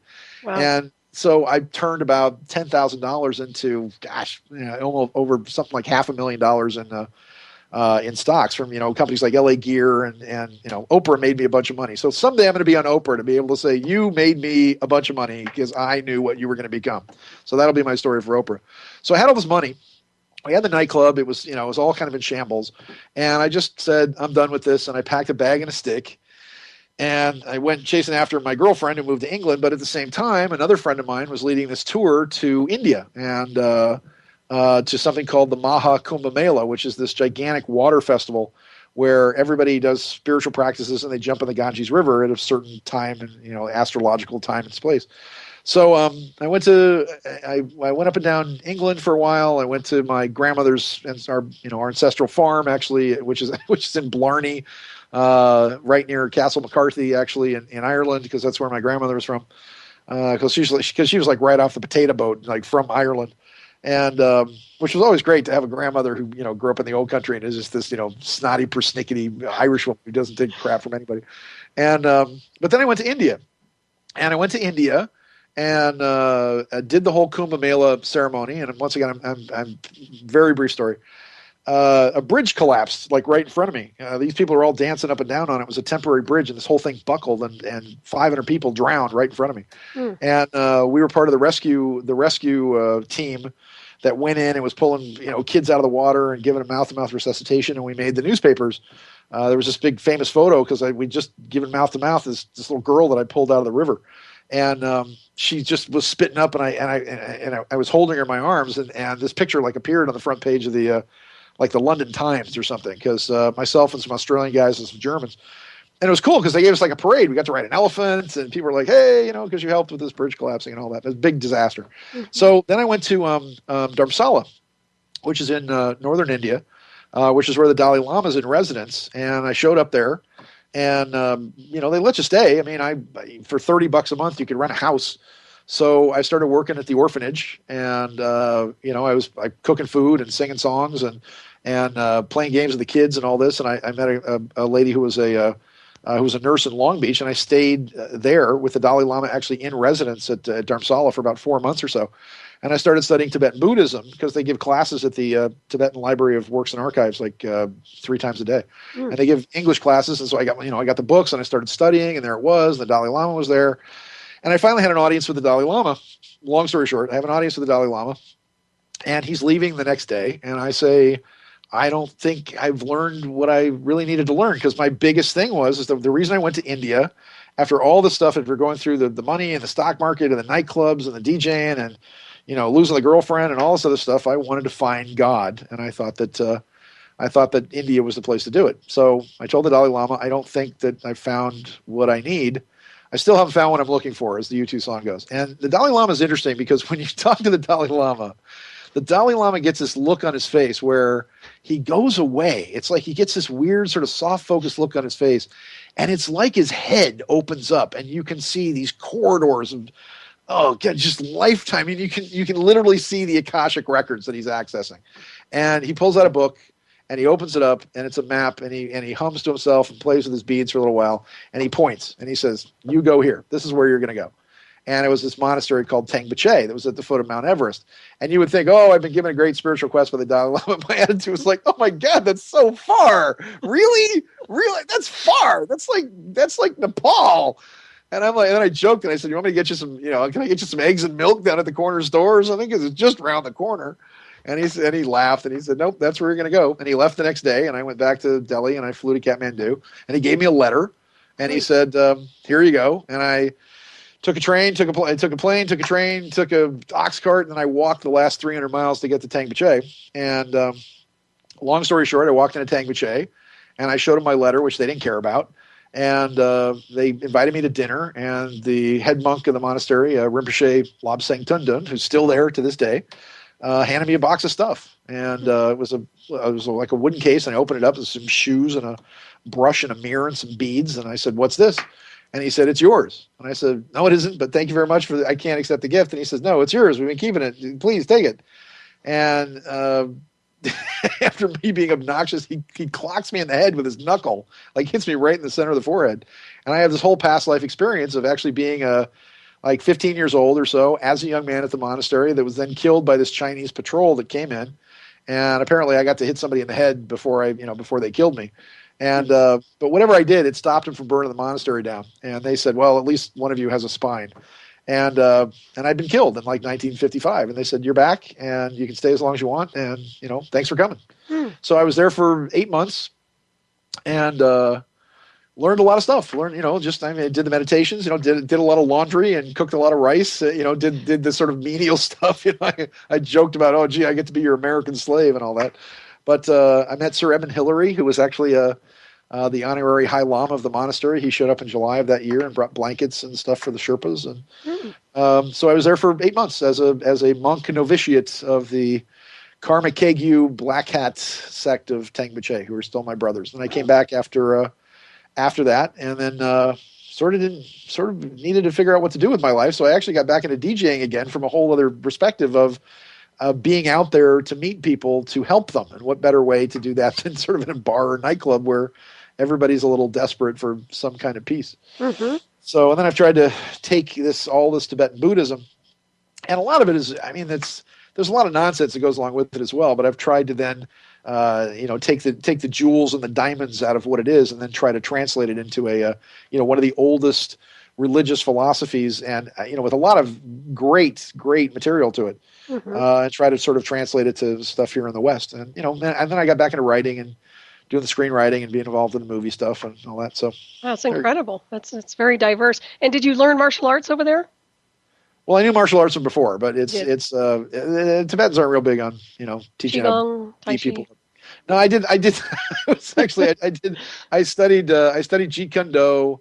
Nice. And I got to once take a class. We actually drove over to Oakland, and I actually got to once take a class with Bruce Lee in Oakland. So I actually met him. Nice. And then I was at Jeet Kune Do. His niece Diana Inosanto had a dojo here in Hermosa Beach, so we studied with her for a long time. So Jeet Kune Do and La Jung La Do and all that. So I studied martial arts for a long time. No, the Tibetans are very.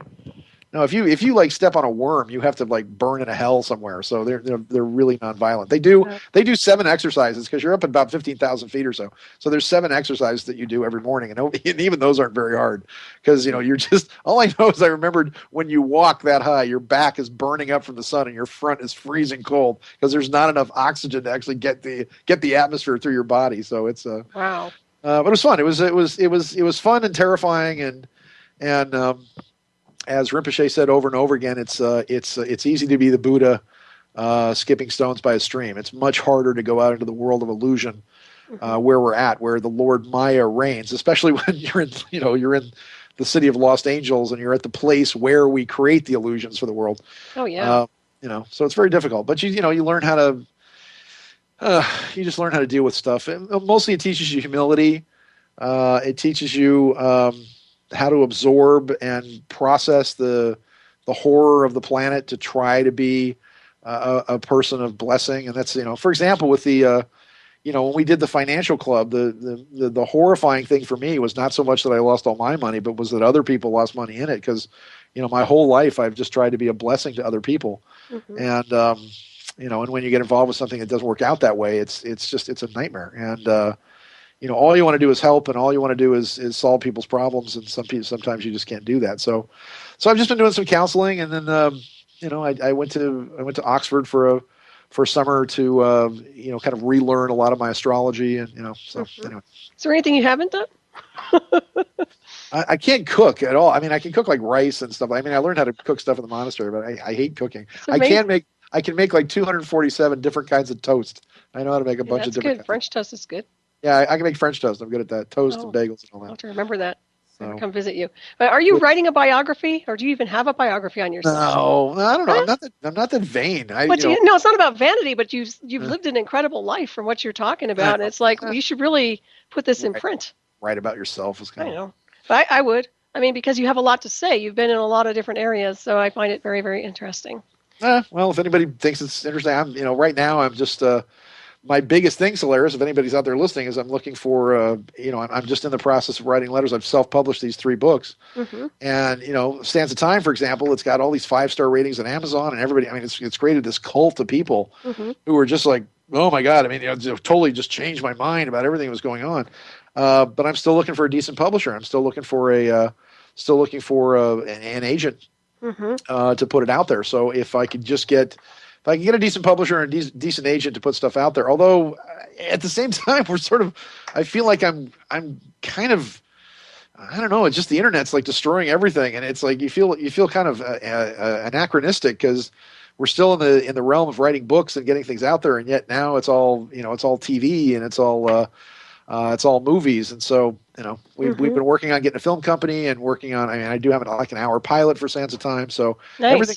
everything I write to try to make sure that we can get it out to the widest audience. And so I'm always thinking in terms of, well, how do we turn this into a screenplay and that, because I literally, because since I've been writing screenplays ever since college, really. And since my training was, I was on political science, but I was a Bachelor of Fine Arts. So I was, acting for a while. Wow. Which is great if you can actually, I mean, actually make a living at it. I think it's one of the noblest professions out there because you're telling stories and you're changing people and you're doing different things. But that's what everybody else wants to do as well. It's very competitive. Nobody gives up their job as an actor to go be a VCR repairman or something. It's always the other way around. And it's a very expensive hobby. Indeed, and it's also very lucrative. Or at least it can be.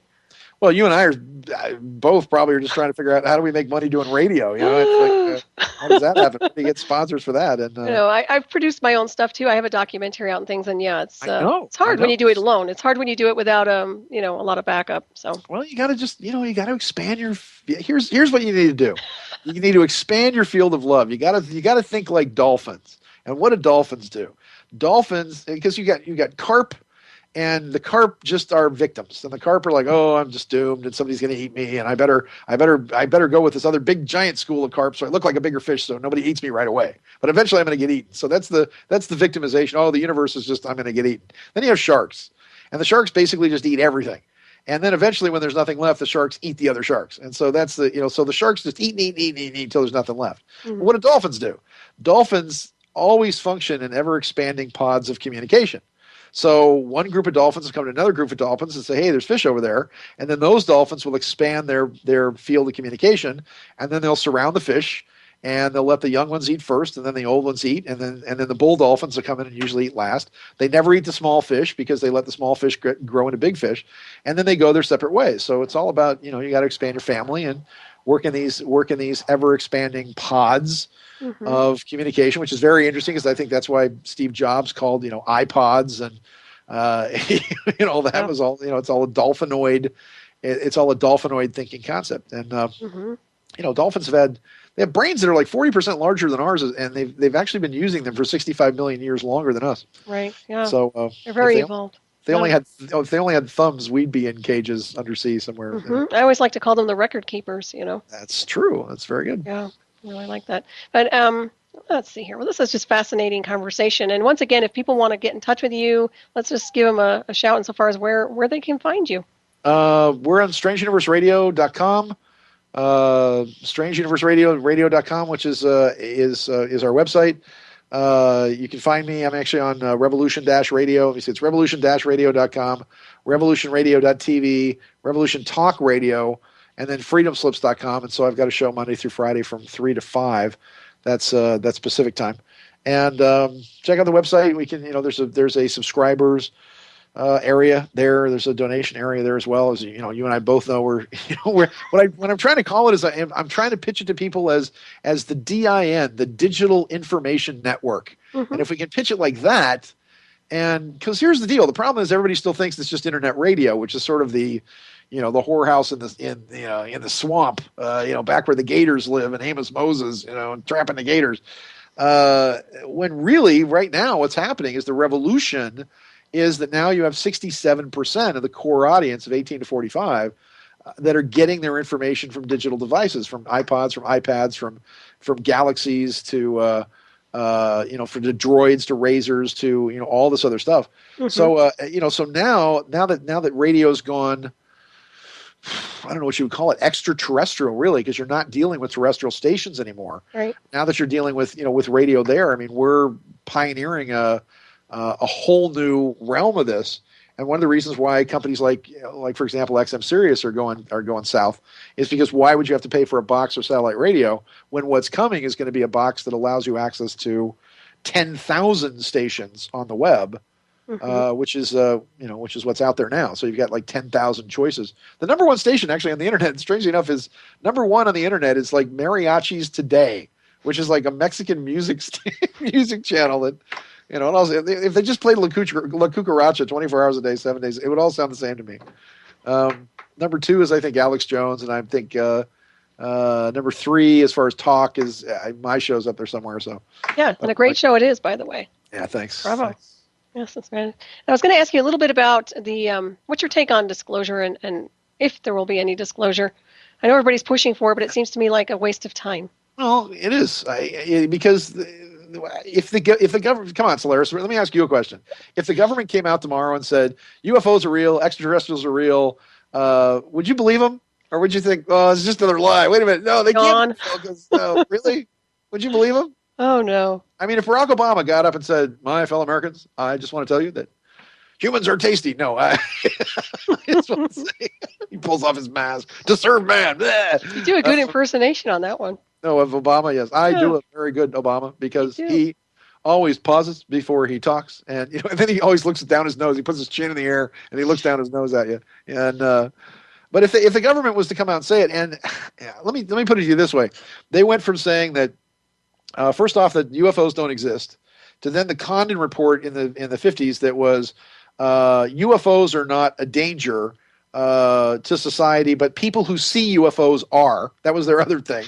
To Condon himself saying that people that talk about UFOs should be taken out and horsewhipped. This was in a government publication, by the way. To now them saying, them saying we don't know. To now them saying we can neither confirm nor deny. And if you look at it this way, if they say, do UFOs exist? Truthfully, they can say no, because they know exactly what they are. They're identified flying objects. We know pretty much, we have scanners on every hole in the space-time continuum that these things bounce in and out of. And we know pretty much everybody who's coming and going, who the good guys and the bad guys are.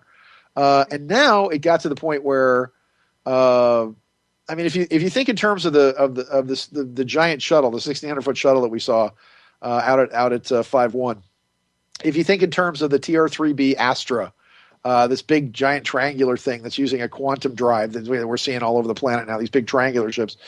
Now it's really hard to tell. Now with the technology that we've developed now, and we're talking 92. I mean, 92, 93, if you've got a 1,600-foot shuttle, and the weird part about it is that John Hadley years later, called me on the phone and said, "Oh, you got to turn on your TV, turn on the Discovery Channel," and turn on the Discovery Channel, and there is a NASA computer animation of what they called, I think it was the X.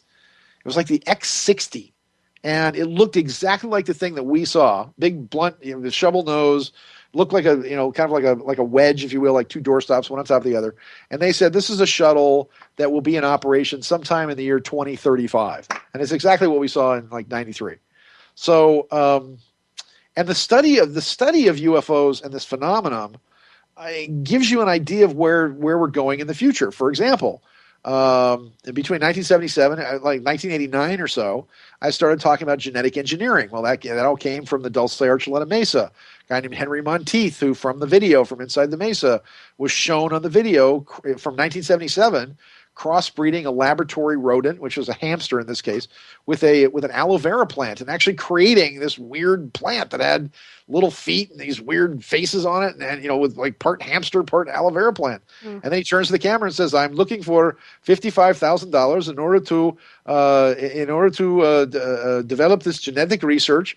And people don't understand that 1978 was when Monsanto then applied for the patent to be able to cross rat genes, rat DNA, if you will, with plant RNA, which is now we're GMOs. Guess what? Now we've got genetically modified food where they're actually crossbreeding rat genes with tobacco, because weevils don't eat it and it doesn't freeze and it's got fur on it, basically. With tomatoes, because they're bigger and they have a longer shelf life and they don't rot. And once again, bugs don't eat them because they taste like rat. This is where we're at with the GMOs.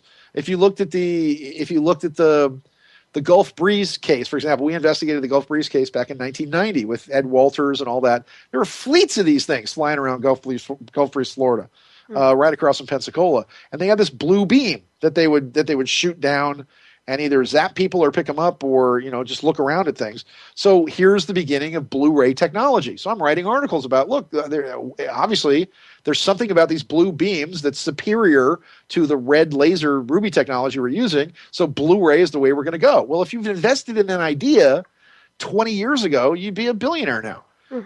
And look at what we're looking at now. We're looking at if you look at the modern TV shows on. I mean, you've got a show with Josh Holloway called Intelligence, which it's not. The show's terrible. But the Wingmakers, there was some really interesting stuff that I was involved in the late 90s called the Wingmakers. And the Wingmakers are supposedly these beings from the 30th century who are coming back in time to help or assist us with what's going on. And in the Wingmakers material, this scientist who supposedly went rogue, this guy named Jamie Neruda, he's claimed he had a chip put in the hippocampus of his brain. This is like 97, put in the hippocampus in his brain, and then it increased his IQ up to about 1,000 or so. And he said it was really weird because it integrated, it hyper turbocharged the hippocampus, which is what transfers information between the right and left hand sides of the brain. Mm-hmm. Well, 6-7 years later, I think I get USC Trojan Family Magazine, and there they are. There's a whole article about the gerontology department and the bioengineering department with a giant grant from DARPA, the Defense and Advanced Research Projects Agency, that are now developing a chip to put in the hippocampus of the brain to supposedly help Alzheimer's patients and all this. Well, if they're funding it with the university, mm-hmm. that they have it somewhere. So now we're into quantum computing with chips, and now we're into computer chips in the brain to actually turbocharge the brain. So now we're dealing with transhumanism mm-hmm. and where we're going to be. Is it going to be now 6 years from now, as an example, or even today, if a person who walks around, I mean, I can walk into a room. I used to get to walk into a room and be the smartest guy in the room. Now I am no smarter than your iPhone in your pocket. And, I can't win a bet anywhere or an argument, apparently, with my wife, because she just pulls her iPhone out and says, well, blah, blah, blah, you're totally wrong about this because I found it on the web. It is. So I'm like, great. I am as smart as the thing you keep in your pocket next to your butt. That's so literally your brain is in your butt now. So, so there it is. And now moving forward, what is going to happen with the next generation where now you've got Google goggles mm-hmm. and may have a chip that will be offered as a gold card sort of thing where it's like, well, gee, you can now cybernetically enhance. Why not just put the chip in your head? Why not just put the cell phone in your hand? Right. I don't know where the facts would come out if you did that, but yeah, it really is getting to that point of the transhumanism. So what's your prediction for the next maybe 3 or 4 years? Insofar as transhumanism goes. We're going to, I mean, the biggest thing is that probably within 5 years or so, you're not even that. I know we have it now. It's just a mm-hmm. question of, because you understand that you have corporate technology that's in research, that's R&D, basically research and development, which is 3 to 5 years ahead of what's going to be offered to the public. And 3 to 5 years down the line, you quite conceivably could have a computer with the computing power of a human brain on a desktop. It'd be a big desktop, but it'd still be on a desktop. Move forward, and then you have the military level of technology, which is about 10 to 15 years ahead of anything you've ever heard of. Mm-hmm. So, I mean, if you're looking at teleportation, if you're looking at time travel, if you're looking at all that kind of stuff, you're pretty sure the military's got it. Mm-hmm. Where it gets really scary, Solaris, is where you move into the realm of you'd call it maybe the Gnostic Illuminati, and let's say that you have never had a technological advance lost over 500 years. Let's say that Da Vinci or Nostradamus or whatever, if you took all the stuff that Da Vinci was developing in the 16th century, because there's a great show on Stars called Da Vinci's Demons. It's amazing. Mm-hmm. He's developing diving bells and submarines and the tank and all this amazing stuff all kind of disappears. But if you actually really look at it with where science was going in Islam, back when Islam was very pro-science, because they believed that anybody that was looking into science was really studying Allah. And you look at the golden age that they created between like the 9th, 10th, and 11th centuries in Cordoba, Spain. Had the Crusades not happened, you would have had an Arab maybe on the moon in the 18th century. If you look at Jules Verne, and this is what's weird, because Jules Verne, H.G. Wells, and George Orwell are all Fabian socialists. Fabian socialists that are all on the inside of kind of the dark Illuminati, the Bavarian Illuminati, the bad guy Illuminati. Mm-hmm. And all of them write science fiction about the future. Jules Verne writes about an atomic submarine in 20,000 Leagues Under the Sea, describes an atomic submarine to the T. You've got then H.G. Wells talking about the time machine and his history of the 20th century. Then you have George Orwell, again, Fabian socialist, who said, look, this is not a warning, this is a blueprint. Mm-hmm. And exactly. So I guess where we're going with all of this is I guess we're over now. We have a few more minutes left. We're good. Okay, 5 minutes. All right. I guess where we're going with this, I'm hoping, is that I do believe that we're in the ascension phase. I do believe that now the whole planet is coming together as the seventh chakra, if you will. The seventh chakra is the human mind, is all of this telecommunication, what we're doing with the digital information network on the internet, what we're doing through radio and cell phones and telecommunications and all this information coming together. it could lead to a nervous breakdown. It could lead to a planetary nervous breakdown because you can only deal with so much information until you just go, and you just pop a gasket. And at the same time, with all this information, the great thing about it is that now you have the choke points of information have now been completely dissolved. So you no longer have the three networks. You no longer have. There are 25,000 forms of communication in the United States. That is magazines, movies, newspapers, music. Everything you hear, read, see, view anywhere is controlled by a grand total of six people. Mm-hmm. Six people. And those are the six sisters of the big entertainment companies. That's Capcom, that's Disney, that's that's Paramount, which is Sumner Redstone, that's Fox, which is the News Corp. I forget the other ones, but now with the internet, we've got this gigantic flux of information, which now you're having things come out about 9/11 truth. Pete Carroll is about ready to coach the Super Bowl, and there's a big controversy because Pete asked a general a bunch of questions about 9/11 and wanted to know the truth about it, like 70% of the American people do. Mm-hmm. But it's getting out of the box where theoretically we didn't go to war with Syria. Why? Because enough people literally on the internet were like, this is another big fake. This is just going to get us in a whole bunch of trouble, and that forced Obama and Kerry to back down on that. So the truth is becoming more prevalent. The ascension aspect of it is becoming more interesting. There's some people think that that the sky is falling, and I'm like, no, it's not the sky falling. It's us getting closer to heaven.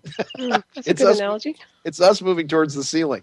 So the process of this next 13 years, moving out into 2025, is that because we have we don't need a fountain of youth. We got plenty of youth. What we need is a fountain of truth. We need a fountain of smart. That's what we need. And the fountain of truth is going to be all of this that brings all of us together. Remember, all is one, life is purpose, God is love.